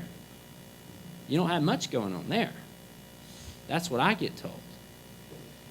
And let me be honest and frank, if you eliminate CON today, if we could, would that solve that problem? Absolutely, it would not. But it would be an important tool, and we need it. We need to strengthen physicians. I'll give you another statistic, and this is cardiology. 70% of cardiologists nationwide are now employed. And I call myself unemployed. And what I mean by that is they work for the hospital. And, the minority of us are independent. And I don't want to act like that's an evil thing. The employed physicians are not indentured servants. I'm not saying they are, and I'm grateful, and we're all grateful that the hospitals have stepped in to hire and employ physicians, because there are some physicians who want to be employed, but there are a lot of them who don't. And there are a lot of them who want to be in charge of their own destiny, but they just don't have the opportunities. And that's something we need to change. We need to attract stronger physicians that have an entrepreneurial spirit. And we can do that if we have ASCs. We can put them more in charge of health care. That's going to make Georgia, Columbus, our communities attractive. That's going to help us solve the problem. We need to do that. We need to make some changes. What else have I got here? Doctor, I think you've got a few questions up here. If you'd like to pivot to that. Sure. Chairman Brass. Thank you, Dr. Dare. In your opening comment, you had mentioned you're in favor of single specialty exemption. You know, I can see in a populated area like Columbus or inside of 285 or, you know, these metropolitan type areas where that could be a benefit. But when we talk about access in rural Georgia, I mean, are we going to see single specialties locating to rural Georgia? And I guess I'm kind of leading into this question is, would it make more sense to have multi-specialty in these rural counties where you could, you know, maybe do cardiology? You don't have enough population to support 5 days of cardiology down there, but you might have the opportunity for one day down there, go see patients, and one day do, you know, some surgeries down there.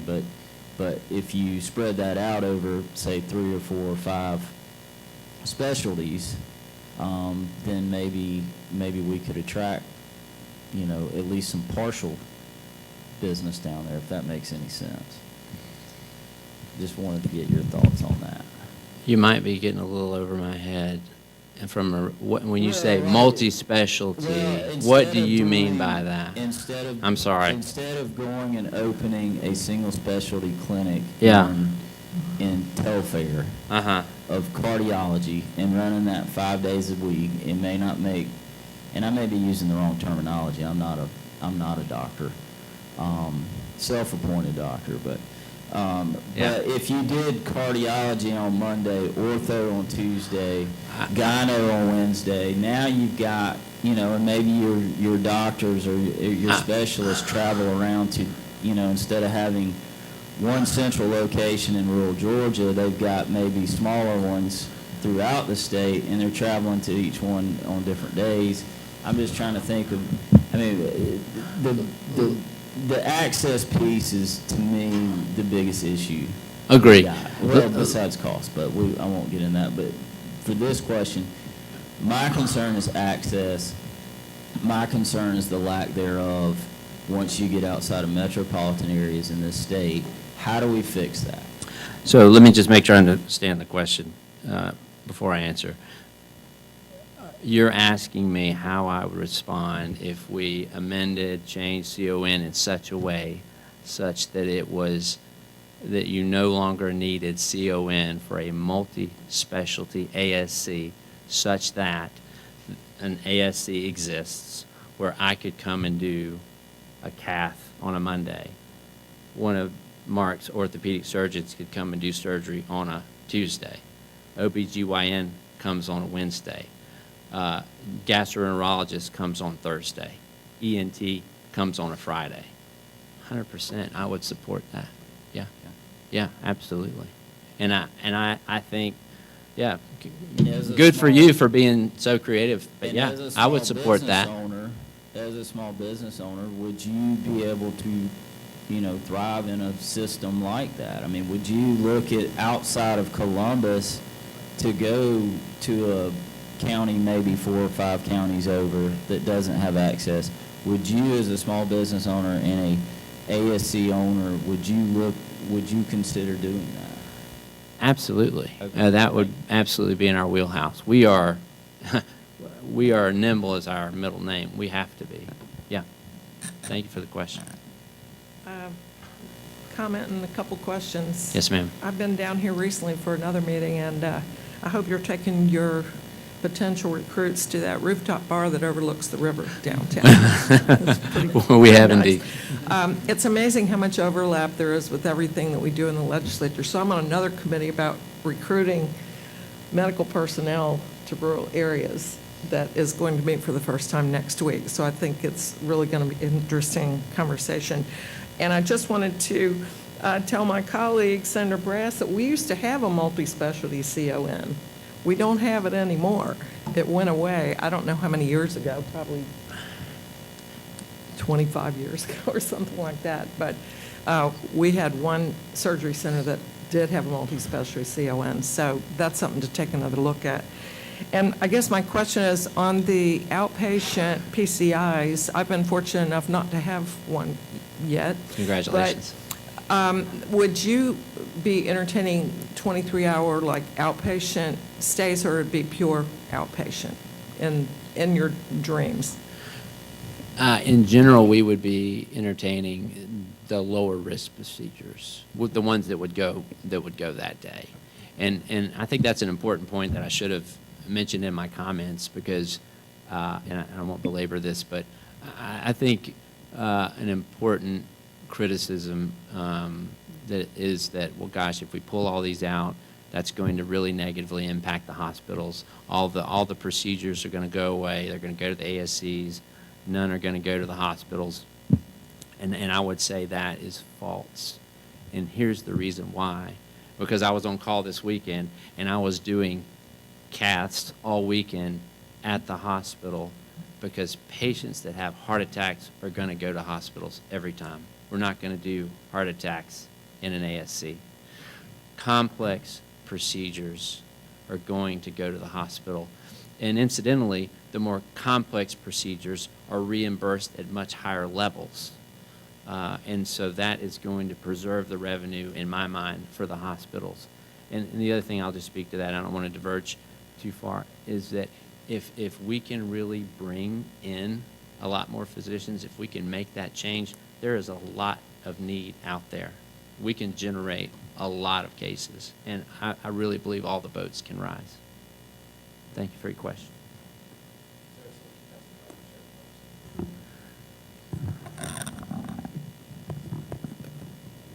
Thank you, Mr. Chairman. Dr. Dara, a couple of questions. One is, I think you alluded to recruitment and opportunity and that kind of thing. How is quality cardiologist recruitment affected in a negative way because of CON? Is that an understanding I got from, can you allude to that and expand on it a bit? Absolutely, because it... And I'm having a problem here again. Yes, thank you. It absolutely does. We lose recruits, and our strategy is we like to recruit cardiologists right out of training. I like to get fellows from quality programs that have really good skills, really good attitudes, and I mean, there's a shortage of cardiologists, and these people can go wherever they want to go. And look, this is not just medicine, it's business. If you want a quality person, it doesn't matter what you're doing. If you're selling cars, you got to have a quality opportunity for that person. And for a young, very talented cardiologist coming out of training, a big part of a quality opportunity is being able to go to a cath lab that they own, that they have a stake in, that they have direct control over. That's something that's very important to them. And we lose quality applicants to states where that opportunity exists, and it doesn't here. Given the closings of the rural hospitals we're experiencing right now, all of us have that now, especially in my district, and I think the senator from the 12th as well, the closing of those hospitals, do you think there's a real role and a great opportunity for surgery centers, small operations, to locate in those areas as opposed to, or maybe be a complement to telemedicine or something like that? Would that be an answer to the closing of those hospitals, looking at it in a financial way? Senator, I think that's absolutely a direction that we can go, and I think that is a great way for us to get a foothold in those areas. And let me tell you how that would work. And again, we in Columbus, I get referrals from outlying areas. And so we identify places where we tend to get a lot of referrals.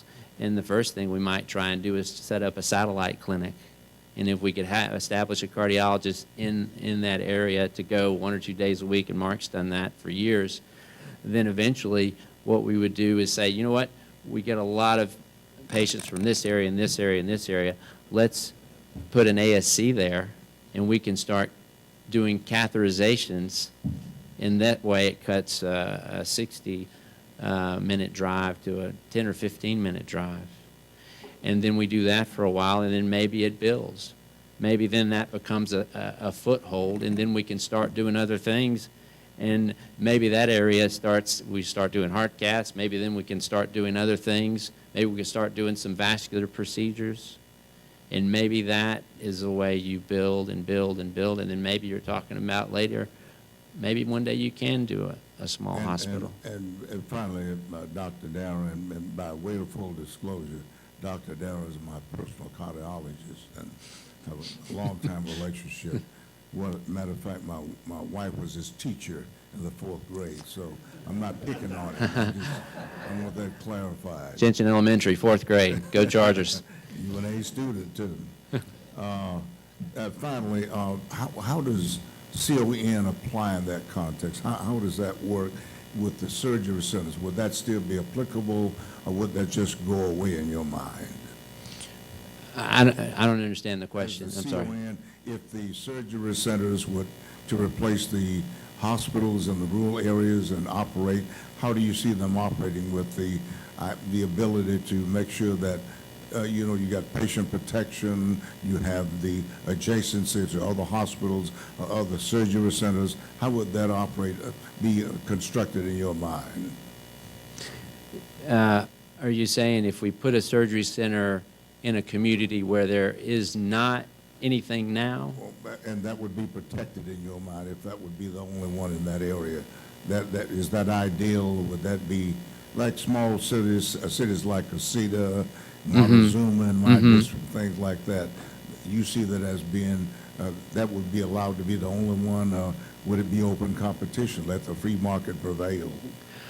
Well, I would be in favor of letting the free market prevail. I just do not think that there are going to be a lot of surgery centers going up in places like Casita. I think what will happen, again, because it takes a lot of resources to go build an ASC, and if somebody like my group is doing it, we've got to be very careful how we deploy those funds. So what we're going to do is we're going to identify that there's a need and then go there.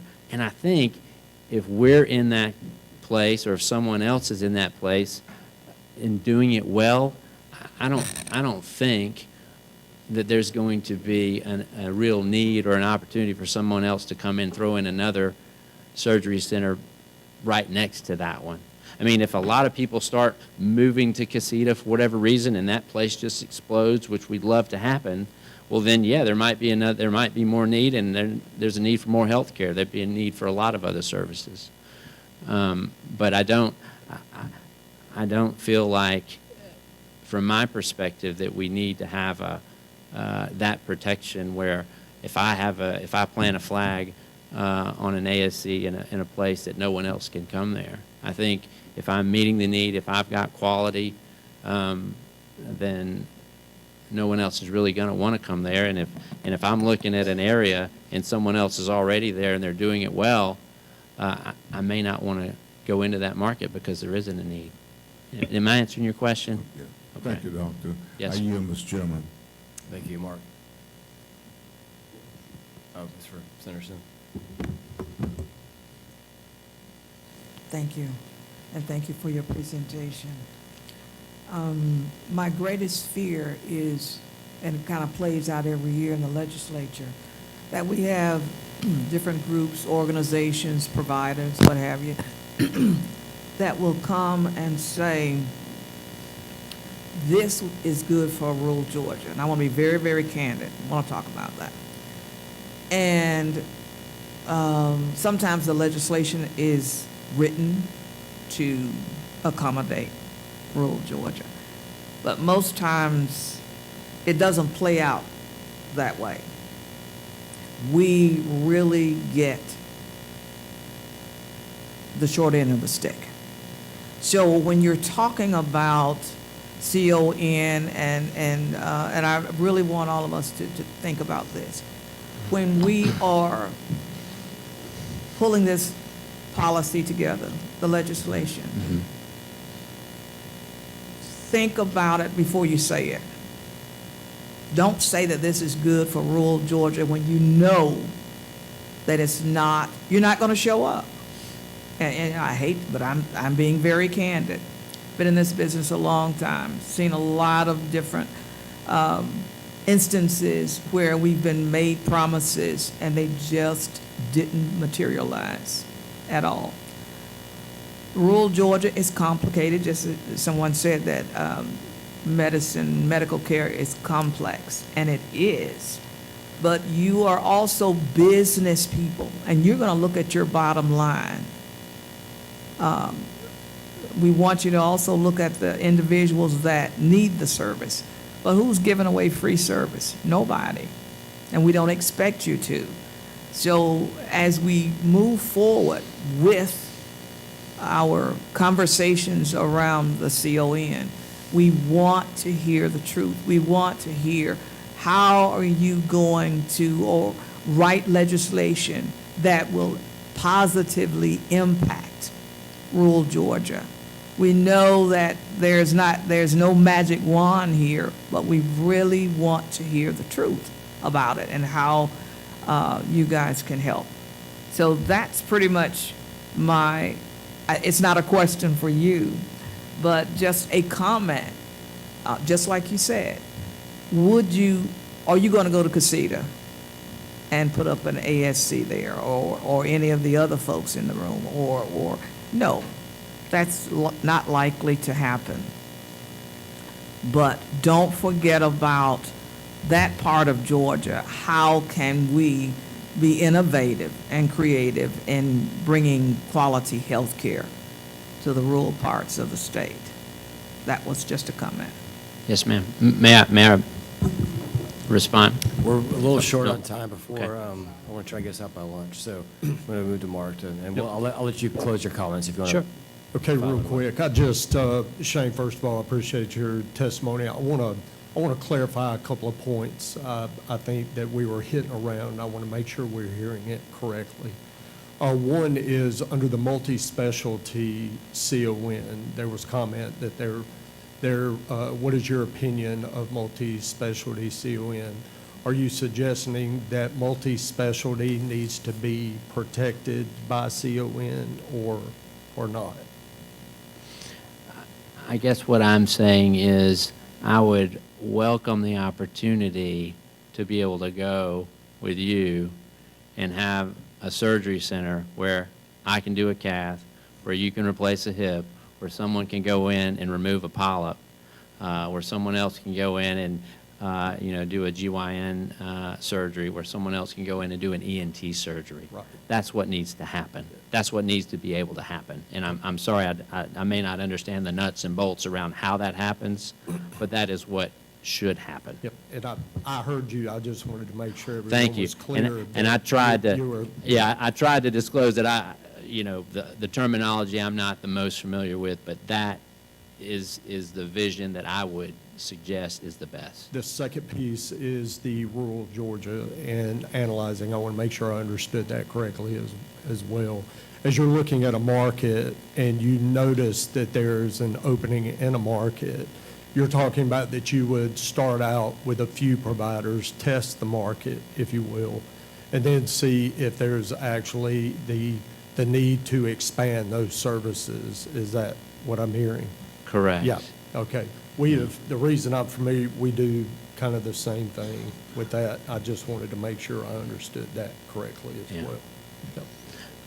Thank you. Thank you very much. And first off, go Heels. All right. Appreciate your testimony. The progress in the field of cardiology over the years is just extraordinary.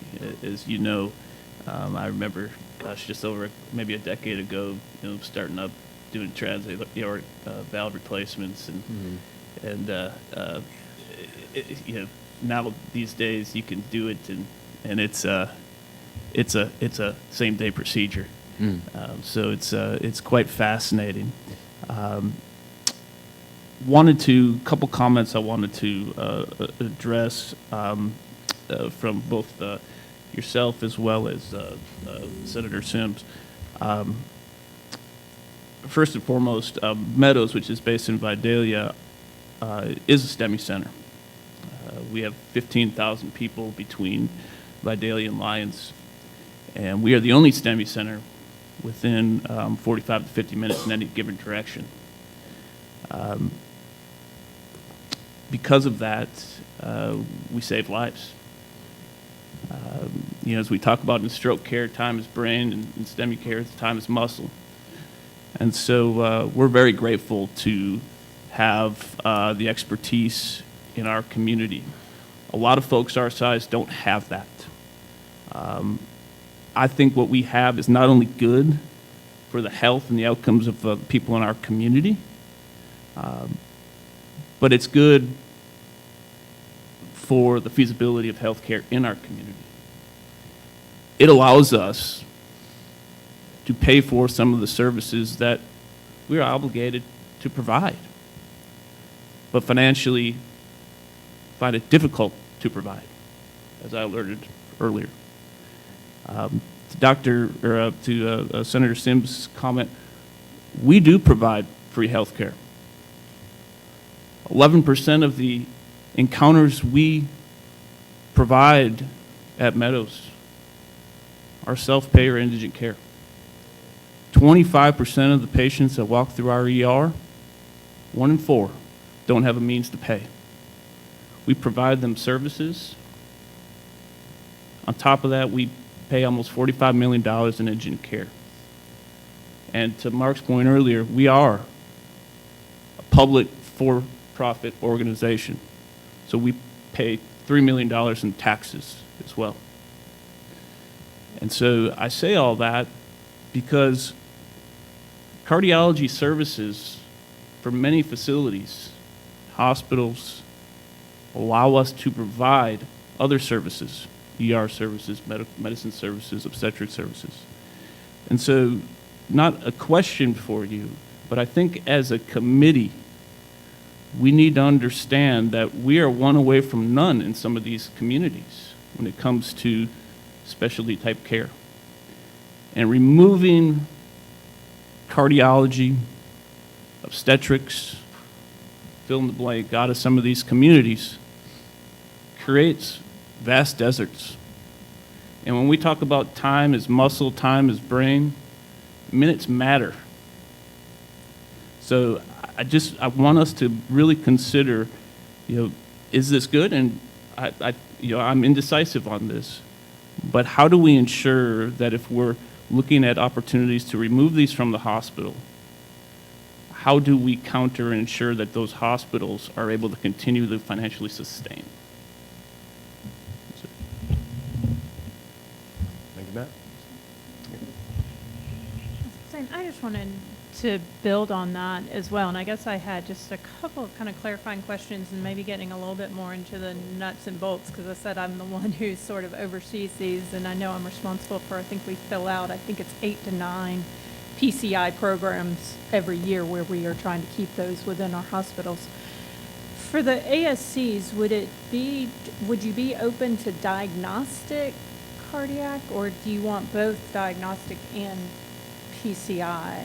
Both, diagnostic and PCI, because you don't want to, I don't want to have a patient on the table and say, oh, there's a 99% stenosis in your right coronary artery. Now I'm going to take you off the table, and then we're going to schedule you to go back and have it done another day, another week. While that can be done theoretically, Nobody wants to do that. And so we would want both, You would want both. therapeutic and diagnostic, correct. And I think probably just another, and this may be a little bit for the committee to consider as well, is that with the PCI, I think it's a 200 cases threshold for the hospitals. Would you see that same threshold? Could you sort of make that without having the emergent? Would you be able to sort of make that work within an ASC as well? I think that we could. And I think the thing I think we would also have to really kind of consider is, I think you said you wouldn't do the emergent cases, right? No, Those I would mean, still go to the we're hospital, not, right? yeah, we're not going to have hot ambulances pulling up at the ASC ASC, in the middle of the right. night. And so with, I think, some of our smaller hospitals, reaching that 200 threshold can be tough.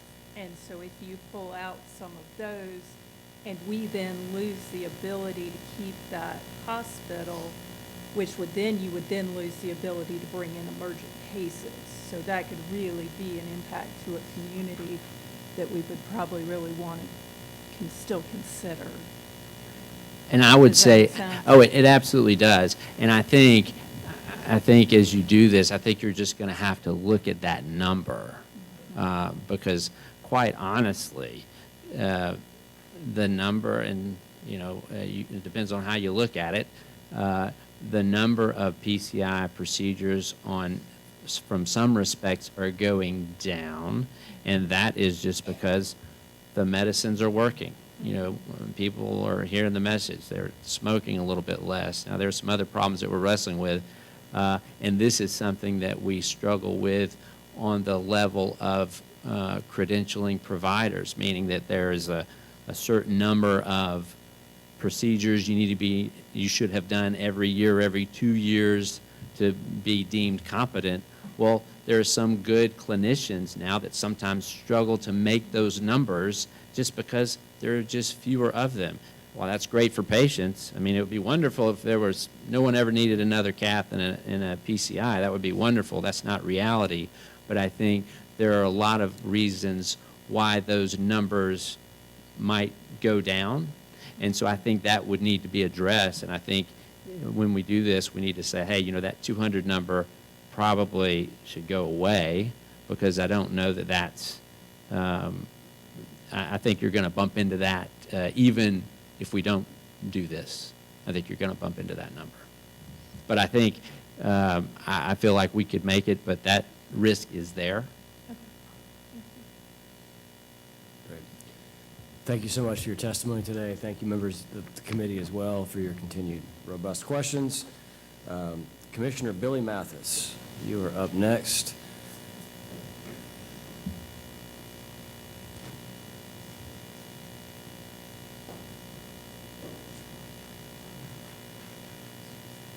Thank you.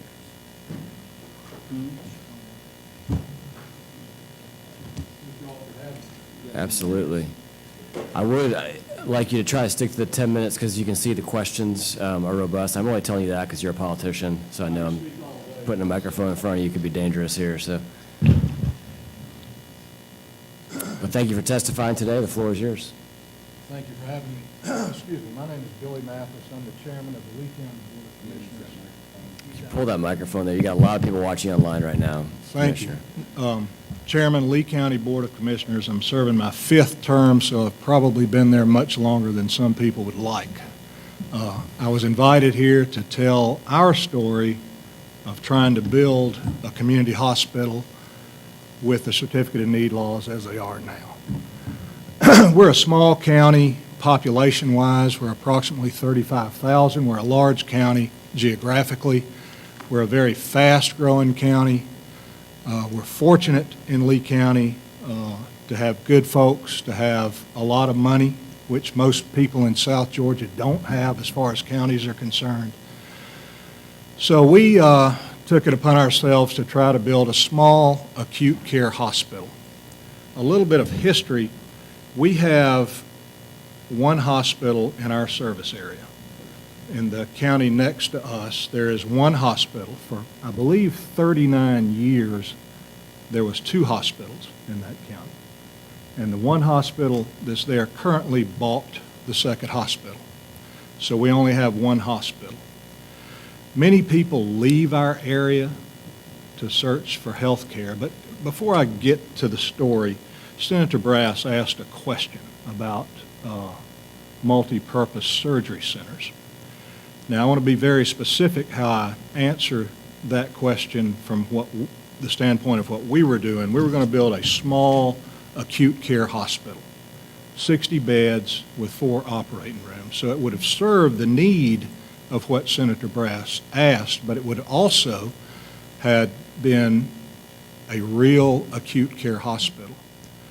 It would have also served indigent patients, which the law requires us to do, or would have required us to do if we would have built that hospital. So not only would it have served the purpose that Senator Brass asked about, we would have also served indigent patients in that hospital. But the reason I was asked to come is to tell a real-life story of what it's like to try to build a hospital in the state of Georgia with the Certificate of Need laws as they stand now. When we started our quest to build a hospital, we knew that it was going to be an uphill battle. I think there have only been 2 Certificate of Needs granted to build a hospital in Georgia in the last recent number of years, and we were one of them. The Certificate of Need laws, to take you through what we went through, for the first couple of years after you are granted a Certificate of Need, you fight litigation. The code in Georgia encourages litigation, basically. So you get your Certificate of Need, and then all sorts of folks sue you, to put it very plainly. We had objections filed by 3 different organizations almost immediately after our Certificate of Need was granted. The Georgia Alliance of Community Hospitals, Daugherty County, the county next door to us, and Crisp Regional Hospital, which is a hospital some 35 miles away from us, all filed objections. These are all the objections that were filed against us almost immediately. So for the first 2 or 3 years after you're granted a Certificate of Need to build a hospital in Georgia, you basically are tied up in litigation. We fought these things for years. We spent a lot of money, and we won all of those battles. But to win those battles, you spend millions of dollars, and you waste a great deal of time. The first 2 or 3 years in our quest to build a hospital, it was all litigation. After the litigation was over, COVID hit. So for the next 2 years, no one was building anything in the state of Georgia. First 3 years litigation, second 2 years after the litigation, COVID, and then after that, we had turmoil in the bond market for a few months. And this is the short history of what we tried to do. And in Georgia, under the law, the state of Georgia can pull your Certificate of Need really at any time, just because a bureaucrat in Atlanta decides that's what should be done. We were very, very close to building our hospital. We had done all of the work necessary to build the hospital, the plans, the bond work. I don't know the exact figure, but somewhere between $6 to $8 million spent to get to where we were. And at the very end, we asked for a 6-month extension because of the bond market turmoil. At that time, many of you probably will remember there was an inverted yield curve in the bond market, and the bond market was just crazy for a little while. So our bond counsel said, ask the state for a few months to let the bond market settle down. And so we did that. We asked for an extension. And the Department of Community Health issued an opinion that said that the reason for our request for an extension was not something that was beyond our control. Now, I don't know about you all, but if I had any control over the bond market, I probably wouldn't be sitting here right But that's the short story of what we did as a county in building a hospital. Now, a little bit about our situation. We're a small county, as I said, population-wise. We have a Houston clinic in Lee County, which is very nice for our folks. Many people in our community travel elsewhere to get quality health care. We don't quite know the percentage, but we think maybe somewhere as high as 40% of folks leave the community to search for quality health care. There is no choice there. There's one hospital. My wife had her hips done here, and that's a matter of choice. Senator Sims asked about the folks that can't go other places, and I think that's a very valid point, because I think one thing that the Certificate of Need laws do in Georgia is they really, really hit those folks probably harder than anybody, because those of us who can go elsewhere to search for quality health care in rural Georgia do that. Those with insurance, those with the means to do that. But many folks cannot do that, so they don't have a choice in health care. The Certificate of Need laws in Georgia do a very good job of what they're intended to do. The Certificate of Need laws in Georgia are intended to stifle competition. I mean, I'm just going to put it as plainly as I can. They do a very good job of that. If it takes 5 or 6 years to build a hospital and $6, $8, $10 million in just expenses to get to the point where you're going to come out of the ground with a building, there's something wrong there. That's a real life story. That's what we went through. There's a basic economic principle. If you study economics, in Economics 101, they teach you that monopolies breed inefficiency. You know, that's a very basic economic principle. And we can talk all day long about how complicated health care is, but it's no different really than any other business when it comes to economics. If you have one hospital, they're not going to be as good as if you had 2 hospitals. People ask me throughout this saga, what's it going to do to the one hospital if you guys open that hospital? Well, what people forget is that we had 2 hospitals in that community for almost 40 years, and they operated side by side. And I personally think having 2 made both of those better.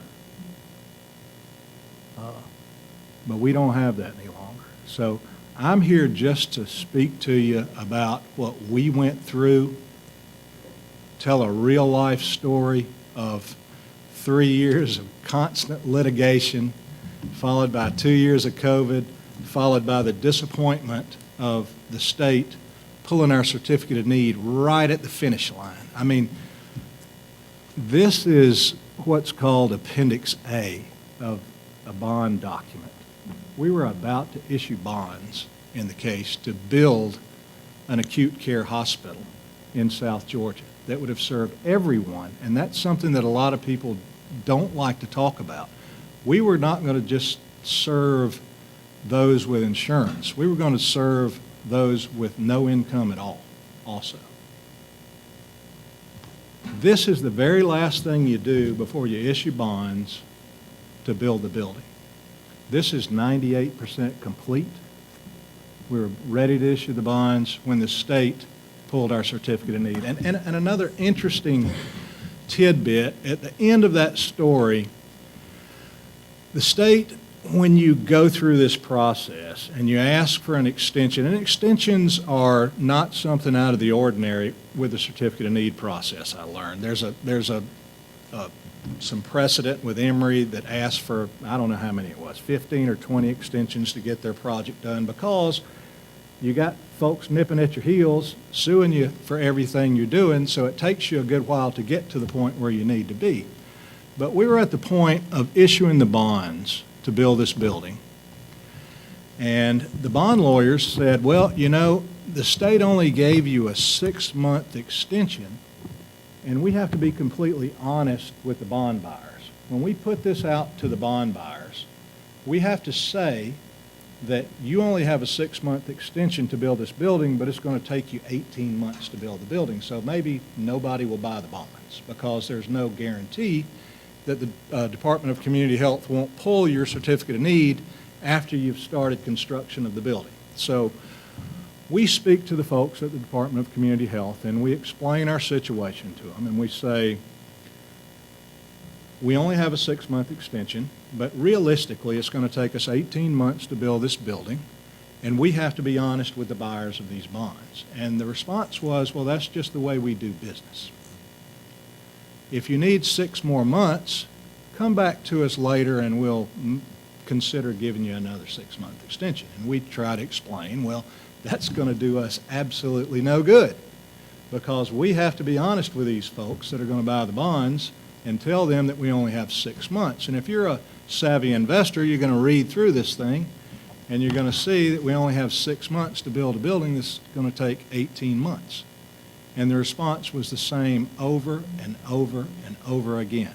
Just come back to us. That's the way we do business. And we'll talk about giving you another 6-month extension. Well, truth be known, we did go back to them when there's problems in the bond market and we didn't get an extension. So we go through basically 5 years of work, and the last 6 months of work was literally conference calls on a daily basis, with folks from Lee County to New York City and everywhere in between, trying to get the thing done so that we could meet the deadline that we had to meet for the certificate of need law. And it's interesting that the state pulled our certificate of need before that time was up. But in a nutshell, that's a real-life story of how hard it is to build a hospital in the state of Georgia. This project started out as a brainchild of our development authority, and it started out as a for-profit hospital with a group of investors. That group of investors realized pretty quickly that the certificate of need law in Georgia is almost an insurmountable goal to reach in building a new hospital. From a business person's standpoint, do you want to spend $6, $8, $10, $12 million to basically just get to the starting line? I mean, that's the question that they had to answer. So that was a no-go for those guys. So then the county said, well, you know, we're pretty fortunate. We have no debt. We have tens of millions of dollars in the bank. Let's do one more thing that will help our citizens. So we took over the project. And we fought the good fight. And like I said, we got almost to the finish line. I mean, we were so close to the finish line, we could see it. And we got the notice from the Department of Community Health that we're just not going to let you complete the project. That's just wrong. I mean, it's absolutely wrong. And, you know, I've listened to all the testimony about how do you make health care grow throughout the rural areas of Georgia. This is the perfect example of a county trying to do that. We were going to have better access to health care in a rural area for everyone in the community. And I say that again because I want to emphasize that all the negativity that comes from the other side and that we were barraged with was, what are you going to do about the indigents? Well, we said from the very beginning, we're going to take care of the indigent patients at our hospital. And not only did we say it, but your laws required us to do that. The state of Georgia, the laws in the Georgia Code would require us to also provide services to the indigent. So Mr. that's Chairman, something. you've got a few questions up here. If Okay, could- I if could pick go to on that. for days, but I'll just, you know. I'm gonna help you out with that. So, All right.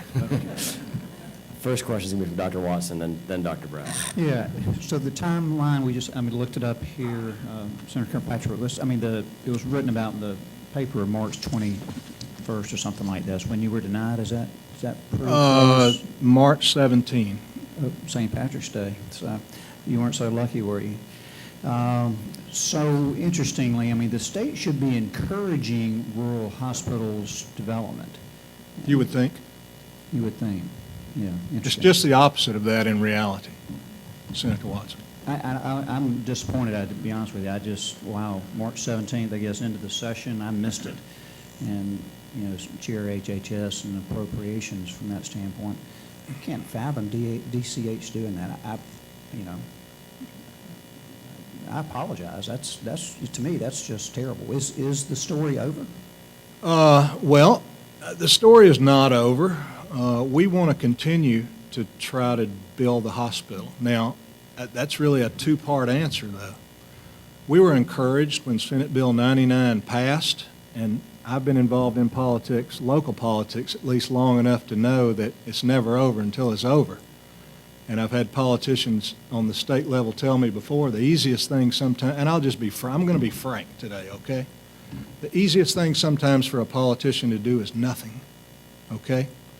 And what I mean by that is in the state legislature and the House, they did nothing. And so it didn't pass. You take a contribution from an association that's there to protect one party to not change the laws, all that politician has to do is nothing.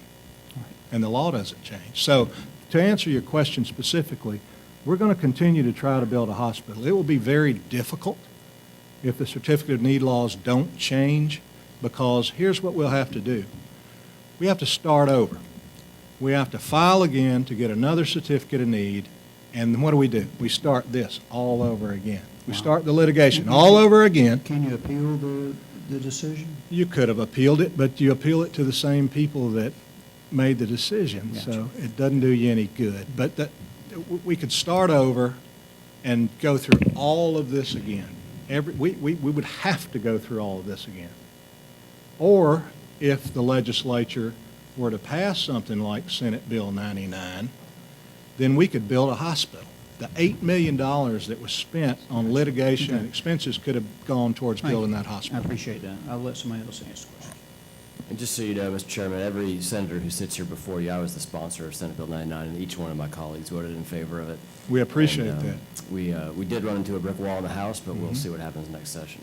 I'm just going to give you a little color. We all need a little wake-up call, I think. We're a little tired. I'm going to give you a quick background. We called Dr. Brass, just so you know, because he was the one that passed the I'm not going to call it the weed bill out loud, although I just did, the medical marijuana oil, the medicinal oil bill, and became a medical expert in his own eyes in the midst of that. So I'm going to turn the microphone over to Dr. Brass.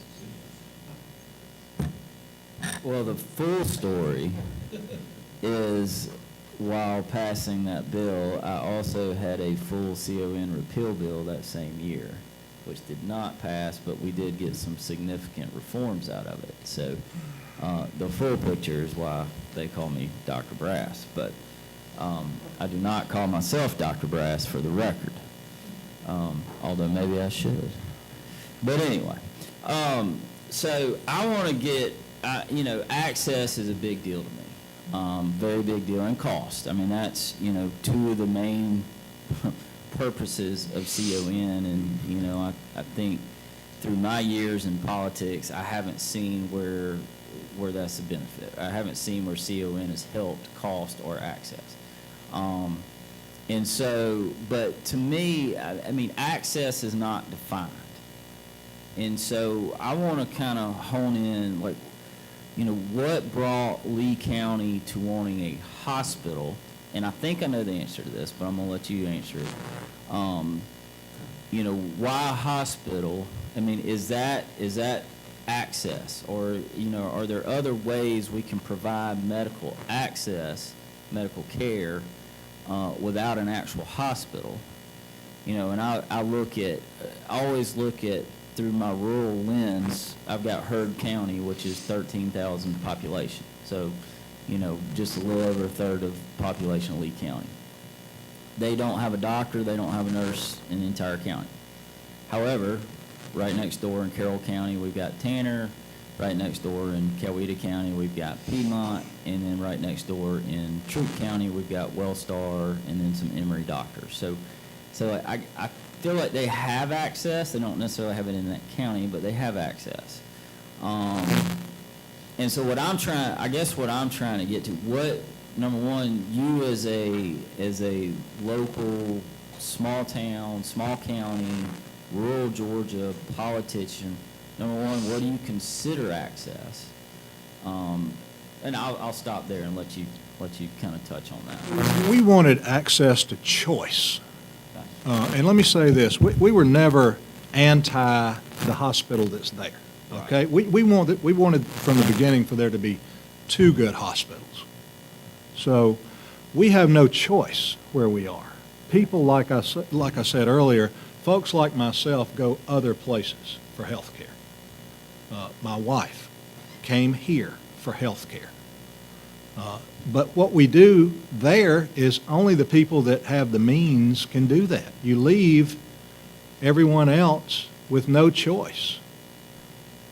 So I think all of these arguments that have been made, you know, have a rebuttal, and that's maybe one of the biggest rebuttals is you not only give everyone in the pool a choice, you give that group that we were talking about that is stuck there a choice.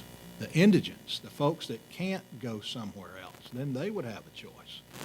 So we would provide exactly what you mentioned earlier in your questions to the previous witness. We weren't going to be just a multi-surgery center. We were going to be that and a small acute care hospital with an emergency room that did provide services to the indigent. So if the state Department of Community Health had not pulled our certificate of need, we would be building another hospital today in South Georgia, which is more care for the people in South Georgia and a choice. Thank you, Commissioner Mathis.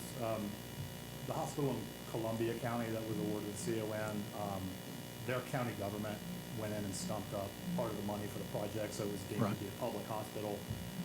Is that what you were attempting to do as well? Is that what the bond issuance was support of? Were you going for a CON or a letter of non-reviewability? No, we originally started as a for-profit hospital with a group of investors, and we were going to put up 20% of the money. At the end of the project, the county was going to put up 100% of the money. So we were truly going to build a community hospital and pay for it 100%. The county was going to be 100% all in. So were you doing that to pursue the exemption from certificate of need for the county and hospital, or was it just going to be? Initially, you have to do that as a sole community provider. You have to put up a certain percentage of the money. So that was the thought initially, just to get the hospital in the county. But when we switched gears and the county was all in, it didn't really matter anymore because we were well above that percentage. We're at 100%.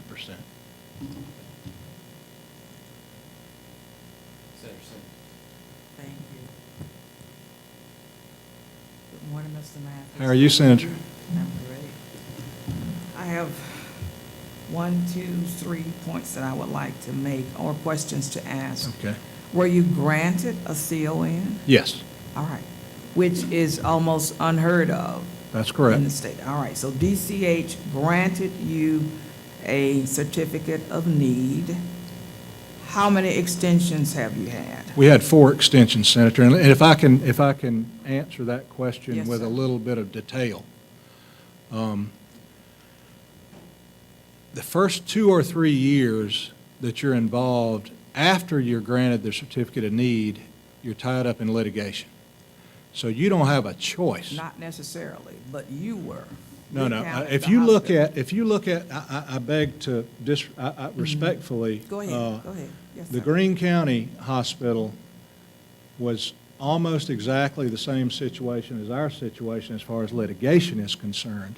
They were tied up for years in litigation, just as we were. The only difference in the Greene County Hospital and the Lee County Medical Center was that they didn't have 2 years of COVID after they completed the litigation.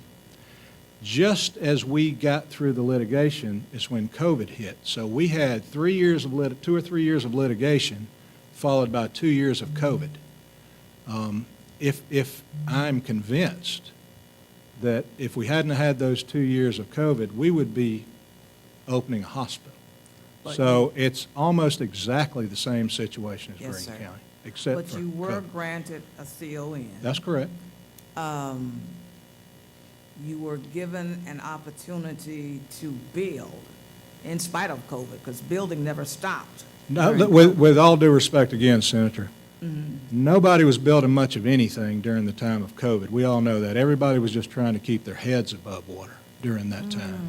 That's debatable. I don't think I know there was no hospital built during that time in the state of Not Georgia. necessarily hospitals, but just building. There wasn't much of Right. anything else built So during those you 2 years. Also, it was also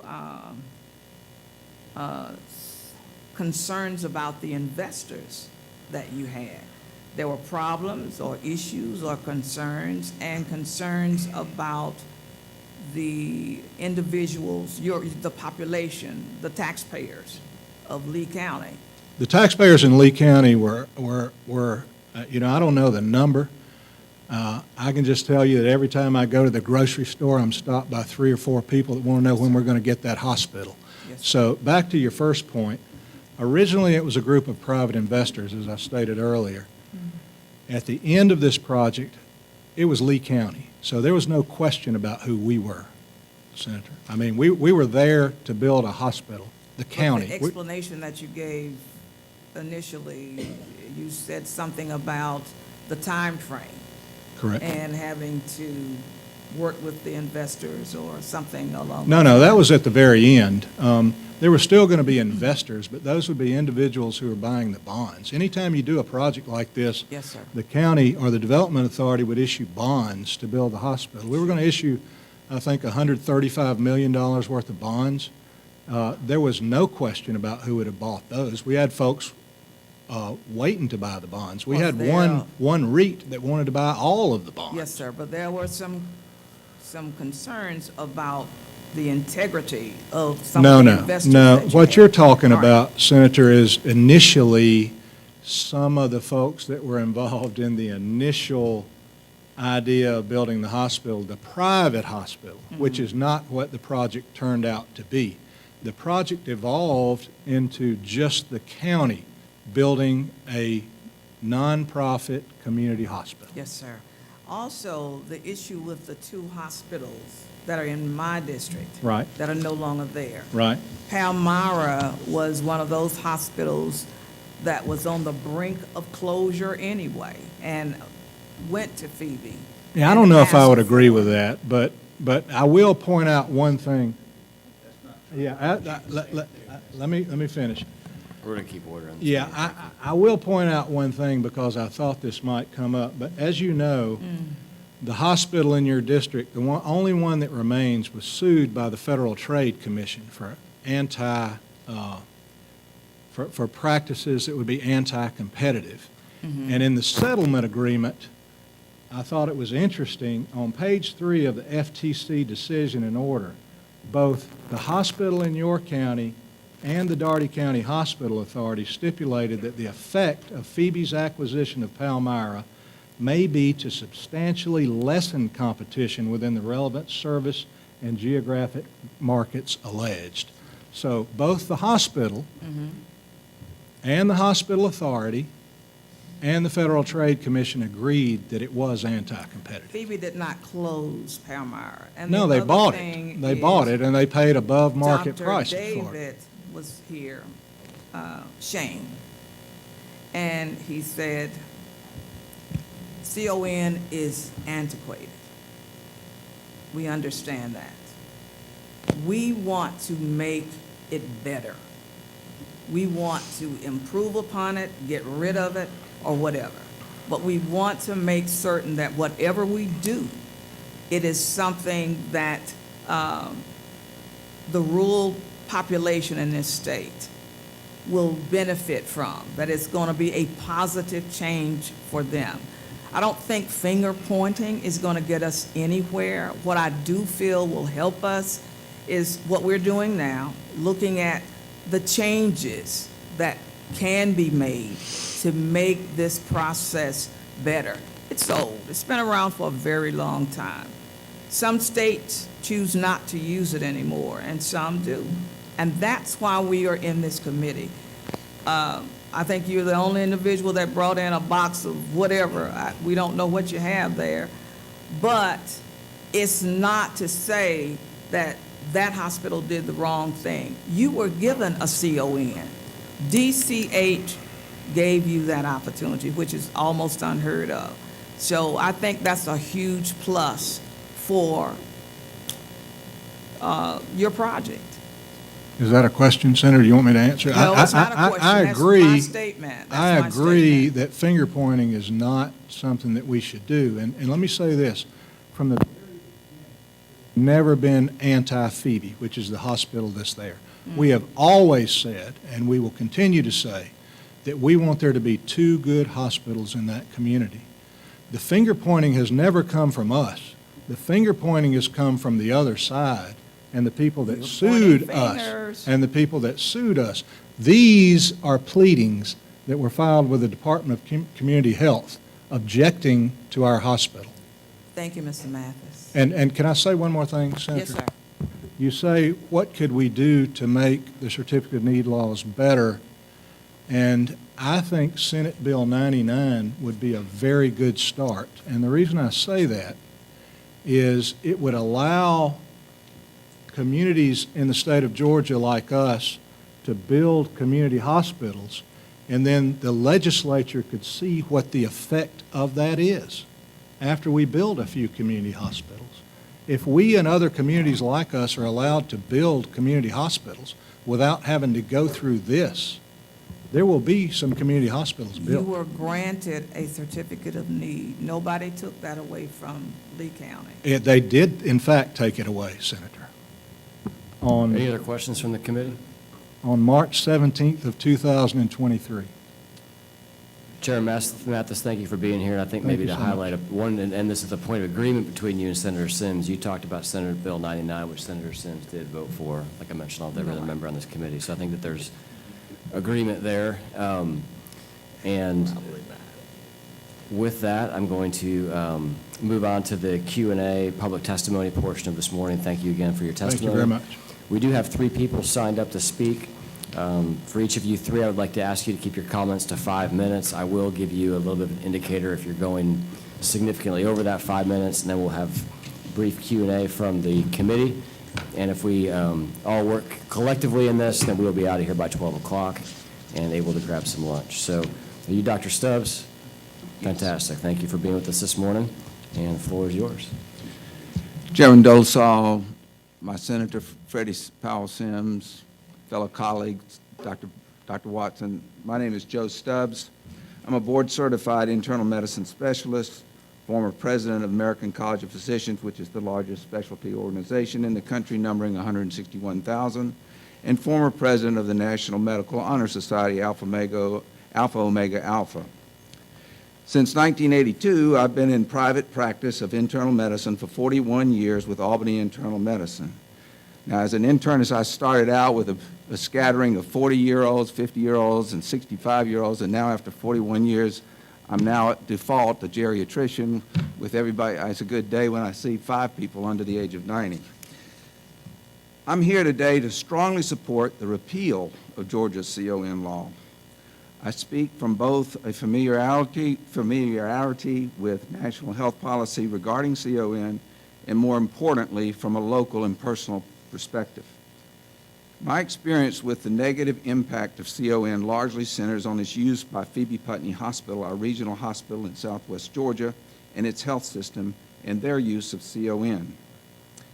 There is no question in my mind that their use of CON has negatively impacted access to care, the quality of patient care, and health care costs in southwest Georgia. In my opinion, ironically, Phoebe could actually be better with the repeal of CON. When I arrived in Albany to start practicing medicine with Albany Internal Medicine, we were a two-hospital town, as been alluded to, with both Phoebe and HCA-owned hospital Palmyra Park, which had been started in 1971. To listen to administrators and board members of Phoebe, you would have thought that Palmyra posed an existential threat and was going to run this beloved community hospital right into the ground, taking all the paying patients and leaving Phoebe with just the poor, uninsured patients that would lead to its financial collapse. But to the contrary, however, the competition of Palmyra spurred Phoebe to have an unprecedented growth in providing more services such as cardiac catheterizations, cardiac bypass surgery, state-of-the-art radiation therapy, state-of-the-art oncology services, and more. And with this growth in services, Phoebe saw unprecedented financial growth. Palmyra attempted to add services as well, and while they remained financially stable, they were stymied at every turn by Phoebe through the CON law. HCA's Palmyra attempts to add OB, pediatrics, and cardiac catheterizations were all blocked using the CON process, a process that at times appeared to have a lot of smoke and mirrors involved. Phoebe's use of CON was not the intended purpose of CON, which was to utilize expensive and limited medical resources more efficiently and thereby keep medical costs down. Their use was just the opposite, to maintain a monopoly of must-have services, so health plans needing to offer those essential services would also be required to use Phoebe exclusively for all services. And it is my opinion that this is the primary usage of CON across the state, as a lever for large regional hospitals and health systems to suppress competition and negotiate with payers higher prices. Again, just the opposite of the intended purpose. And further, those higher costs just spiral down to the consumer. Health insurance companies take the increased prices and pass it right on down to the private businesses and individual citizens in terms of higher premiums, which my group has certainly had to deal with. The constraints of growth resulting from Phoebe's use of CON made Palmyra a prime target for a buyout, which is what Phoebe did in 2010. We now have a total monopoly of hospital services and many outpatient services. And the community suffered an immediate and palpable loss of quality and access to care. The result was 16 to 24-hour waits in an emergency room, mammogram and CT scan reports not being sent back to ordering physicians, missing discharge summaries, failure to communicate with primary care physicians about their patients' admissions and discharges, 6-month delays in various specialties like psychiatry and neurology. The dissatisfaction with Phoebe in our community has grown and is pervasive. It seems everyone has a story of the mishaps at Phoebe. One patient of mine recently was scheduled for a colonoscopy and had to go through that all too familiar stressful prep, only to arrive at the hospital for the procedure and be told that they had been canceling all elective procedures without patient notification due to lack of staffing. I had to literally beg another patient of mine, whom I felt was on the verge of a heart attack, to go to the hospital because he was so fearful of the quality of care that he would receive. Today, practices such as mine are involved with value-based contracts, which the government and commercial health insurance companies, where we seek to provide high-quality care at lower costs and do so at financial risk if we fail. This is a concept I think some of that bears on other rural areas of the country and hospitals who are looking at having to compete with ASCs, that providing high-quality care can be done successfully, and if you do it at risk, you can make money. You can achieve sharing of the savings. We have in Privia, which is an organization we're working with, there's a hospital down in Florida that recognizes this, that shared savings working towards reducing costs can actually be better for patient care and be successful for the hospital. Private practice specialists with doctor-owned ambulatory surgical centers offer us a great opportunity to provide high-quality care, great patient satisfaction, and at a fraction of the cost. However, the personal costs of going through the CON process with health systems fighting you all the way and the limitations imposed by CON on the utilization of ambulatory centers have markedly diminished the availability and usability of such entities. I firmly believe that whether we open up opportunities for competition or keep CON intact, hospitals and health systems will survive and thrive. But the quality of care, the cost of care, and patient satisfaction of care will be served most through competition and repeal of CON. Thank you. Thank you, Dr. Stubbs. Any questions from the committee? Seeing none, thank you again for your testimony. Dr., looks like Core to me, is that accurate? Dr.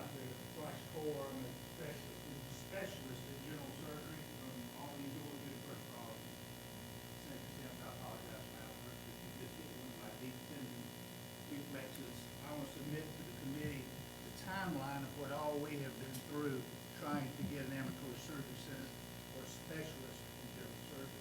I'll pass this around to the committee. And for the rest of your testimony, if you don't mind grabbing the microphone so that those viewing online can hear you. I am Dr. Price Core. I'm a specialist in general surgery in Albany, Georgia, and I was chief of staff at that hospital that was closed in Albany at the time it was closed and acquired by the other hospital, and it just hit a nerve with me when I heard the remark that was made. That's why I did. I apologize to you, Senator Sims.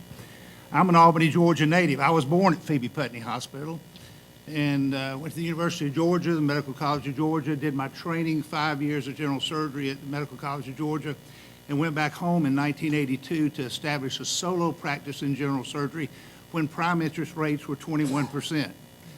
I borrowed $80,000 and hung my shingle. And then a couple of years later, I joined my old medical school roommate, Dr. Chris Smith from Tifton, and Dr. Gray Rawls. And Dr. Rawls had greater than 30 years of experience in general surgery, and he taught us a lot about the medicine and about the business of medicine. He taught us that patients were patients, not customers. He taught us that patients didn't choose to have appendicitis or be T-boned in a car accident or have colon cancer. And he always taught us, don't ever let the dollar get too far ahead of the diagnosis. Those have been two premises that I've carried with me through my medical practice. As I said, I've been in practice now for, count it up, 41 years. Dr. Smith and I had a dream for our community and for Southwest Georgia and for rural Georgia of establishing an ambulatory surgery center because we saw that 800-pound gorilla setting his own prices and treating, we were in the trenches with our patients. We saw patients filing for bankruptcy because they were being harassed by the only gorilla in town. We built our first surgery center with assistance from Phoebe Putney Hospital. We let them be the clerk of the works. We didn't know anything about building a building, and so they offered to do that. We didn't realize that all the time they were doing that, they were making plans in the legislature to block us from ever being able to open it. We were told we were not single specialists, that only single specialists could have surgery centers. Remember, I told you I'm a specialist in general surgery. We were multi-specialists, essentially general practitioners. Over the next several years, as you'll note on my timeline that I submitted, you're welcome to make copies of that. In 1999, Albany Surgery sued the Department of Community Health. That's my group. And in one meeting with one of the attorneys from the Department of Community Health, I told him I did 5 years of specialty training in general surgery. I took oral and written boards to be a general surgeon. And I said, I'm recognized by the American Board of Medical Specialties. He looked at me and said, with his lip kind of turned to the side, he said, we're the state of Georgia. I don't care who recognizes you. We don't have to recognize you if we don't want to. Well, the bill went before the legislature to declare general surgery as a single specialty so we could play the game. Well, the hospital lobby on crossover day from the House, it was a House bill going to the Senate, and this was in 2008, they passed around, 2006, they passed around a rumor that said, if you let general surgeons have ambulatory surgery centers, they'll be all over the state doing abortions everywhere. So they call me an abortionist. Well, general surgery doesn't do abortions anyway. There's a gynecologist or whatever, but we wouldn't do them anyway. But that was the rumor that they did to get the legislature to put up a stop sign, and it took until 2008 for us to get a bill passed as I gave you the timeline there. Well, finally, in 2015, we built our own surgery center, the only one south of Atlanta and all the way to the coast. The cost for 4 of us outlay was $6 million to build a 2 operating room surgery center. We did this to offer more affordable and easier access care to patients in Southwest Georgia. Once we started the outpatient center, I reviewed some EOBs or explanation of benefits from some family members that came in whose spouse had the same procedure done at our hospital. And I noticed that their cost had come down from what I was told it was before. So we lowered the health care cost at our local hospital for them to compete with us. Competition's good. It's good for patients, the cost of medicine. It lowers the cost of medicine. We don't want to put our hospital out of business. Was never our intent. We want them to do well. We want a level playing field to benefit our patients, to give them some choice. In this insurance market today, with such high deductibles, when patients have $10,000 deductibles or higher, and they have to have a hernia repair as an outpatient, they can come to us for a lower cost alternative. We have 2 beds. The hospital in my area has 20 beds. They have a myriad of services, and trauma care, et cetera.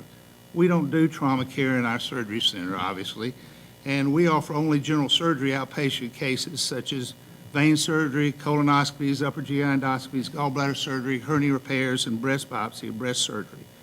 If we predict a patient is too acutely ill, or if there's any risk we think they might need to be hospitalized, we take them to the hospital to do it. We don't do it, and we keep our privileges in the hospital, and we want that hospital there, but it would be unfair to the patient, not only from a medical standpoint, but from a cost standpoint, for us to operate on them in the ambulatory surgery center and then cart them over to the hospital to take care of them post-op. Do we skim the cream off the crop? Well, we have to do indigent care as well. We take Medicare, we take Medicaid. We actually, as I said before, during COVID, we opened up our surgery center. I went to the CEO at our surgery center because they were having manpower problems they would take people out of the OR to staff wards. Remember, Albany was the epicenter of COVID. You remember that. We were having 70 to 75 ER admissions of COVID a day for a while. And so we shut down the ORs. Well, we opened up our surgery center and said, if you want your general surgeons to come over, because people were putting off colonoscopies that were having problems that could have led to colon cancer, et cetera, and we wanted it to be available for the public to be able to use it and for the other surgeons to come over. And the hospital rejected it, but it really was not a true rejection like they didn't want us. They just felt like it wasn't going to last that long, and they didn't need to do it. North Carolina, as you know, they just opened up their LNRs to allow their surgery centers to have multi-specialties. Great idea. That's exactly what I want to see if we don't do anything else but reform CON, is to allow our ambulatory surgery centers to be multi-specialty. Because I have specialists in my community who don't have access to ambulatory surgery centers, and they could use our surgery center. I think that's a great idea. Plus, it's a great idea because I'm in Southwest Georgia. If you've looked at your map lately, we are the retail hub for Southwest Georgia. And I have all those counties around me who don't have access to care, but we could probably, it's a possibility, but you gotta remember, I just said it took $6 million to build it, so there's a cost involved to do it. We in the state of Georgia, as you know, have very strict CON laws, and as you've heard all this testimony this morning, we are very much interested in providing multi-specialty care to our patients. I've been educating patients on what CON is. Most people don't know what CON is. They have no idea when you say, I'm going to a subcommittee to talk to a subcommittee on CON. And when they initially find out about it, on something that was initially designed to rein in health care cost and find out how it's financially burdened them, most patients say, well, no wonder health care costs so much. And then I give them the auto analogy. You have a Ford dealer in town. He sells so many cars per 10,000 people, and the Chevy dealer wants to come to town. Well, I think we've got it covered. We don't need you. So he doesn't get a business license. And then the Ford dealer can do what he wants to do. And then you get back to the monopoly issue. Vail, Colorado, and Albany, Georgia, in a Wall Street Journal article several years ago, were the 2 highest health care centers in the United States. Albany, Georgia? Well, what effect does that have on my business, on my local business, not just me, but in recruiting? I can actually tell you, and if you want me to give you the names later, I will, but there are two industries in our community who left, and one of the reasons they left was because how high the healthcare cost was in Albany. My town certainly needs new business, and when we have industry come to our community, they obviously look at the healthcare cost. We want to provide accessible, lower healthcare costs in a safe environment. We're Joint Commission accredited, our surgery center is, Joint Commission. We want to serve our rural areas and attract patients to our area. If a patient comes to me and they're very ill because I've got a surgery center, but I take them to the hospital, that's a win-win for the hospital and for me and for the patient. And all of which I can say to you is we would like to invite each of you to come down to our Albany and see our surgery center. As I told you, it's the only surgery center south of Atlanta all the way to the coast. There's not one in Macon, there's not one in Savannah for general surgery. There are for other specialties. I would like to leave you with one comment, and that is the fact that we need to reform, and we will accept any reform. As you see what I went through, I started this process in 1990. Okay, he was talking about, you've been in healthcare for 15 years. I've been trying to get something done with CON for 23 years, just to be able to expand my practice and serve my patients. I would write one little comment, if I will. It's a little off. This will be your in conclusion. This is my conclusion comment. In the rural areas that we talk about where hospitals have closed, and like the Blakeley's of Southwest Georgia, whatnot, nobody would go there today and build a hospital. Not with medical care delivery the way it is today. Nobody would go there and build a new hospital. These are older hospitals that are closing, and they were built under different standards.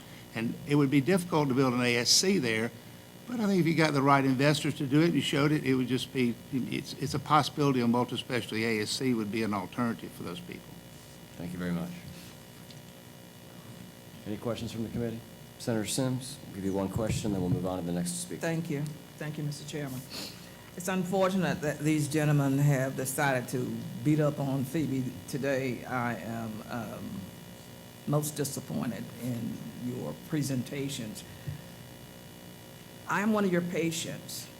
Dr. Smith was my doctor. He's deceased now, but I have used the surgical center. So it's a great place to go. You do have your surgical center, and all of your conversation sounds as if you were not allowed to do it. Just as Mr. Mathis said, we can't build a hospital. He received the CON permit. And it's kind of disappointing that you're piling things on an institution that takes care of over 30 different counties daily, and gives back about $55 million in charity care annually. So that's a little disappointing to me. Were all of your beds filled when Phoebe came to purchase? Or did you have 2 floors that you weren't using at your hospital? I don't have a hospital. You told me you were at Palmyra. I was the chief of staff at Okay, Palmyra. okay. I was the medical. So you would have known whether or not, but we won't answer that. But that was something that was told to me. I would like to answer your first question when you get done. It wasn't a question, it was a I statement. have a comment. DCH is the determining factor, not Phoebe, not Palmyra, not Piedmont, not any of the hospitals. They are the determining factor as to whether or not a hospital or a surgical center or anything else that takes place dealing with medical care or medical systems will be done. So can we kind of stick to that and not say that the hospital that I represent is the reason for you not doing this or the reason for that not happening? Because that's not necessarily true. Well, I don't want to sound like our presidential candidate, Dr. Ramaswamy, but I will tell you that the big money has spoken with Phoebe Putney. Phoebe Putney is a great hospital. I told you I was born there. It's my home, okay? It's where I breathed my first breath of air, in that hospital. I love Phoebe Putney Hospital. I have been disappointed with it over the years. It's been pirated, and I've been disappointed with their business practices. And the reason that there was even a Lee County hospital discussed is because people were so upset with Phoebe Putney and the way Phoebe Putney had treated the other hospital. That's all I can tell you. Now, I'm not pointing a finger. I'm just calling facts as they stand. These are facts.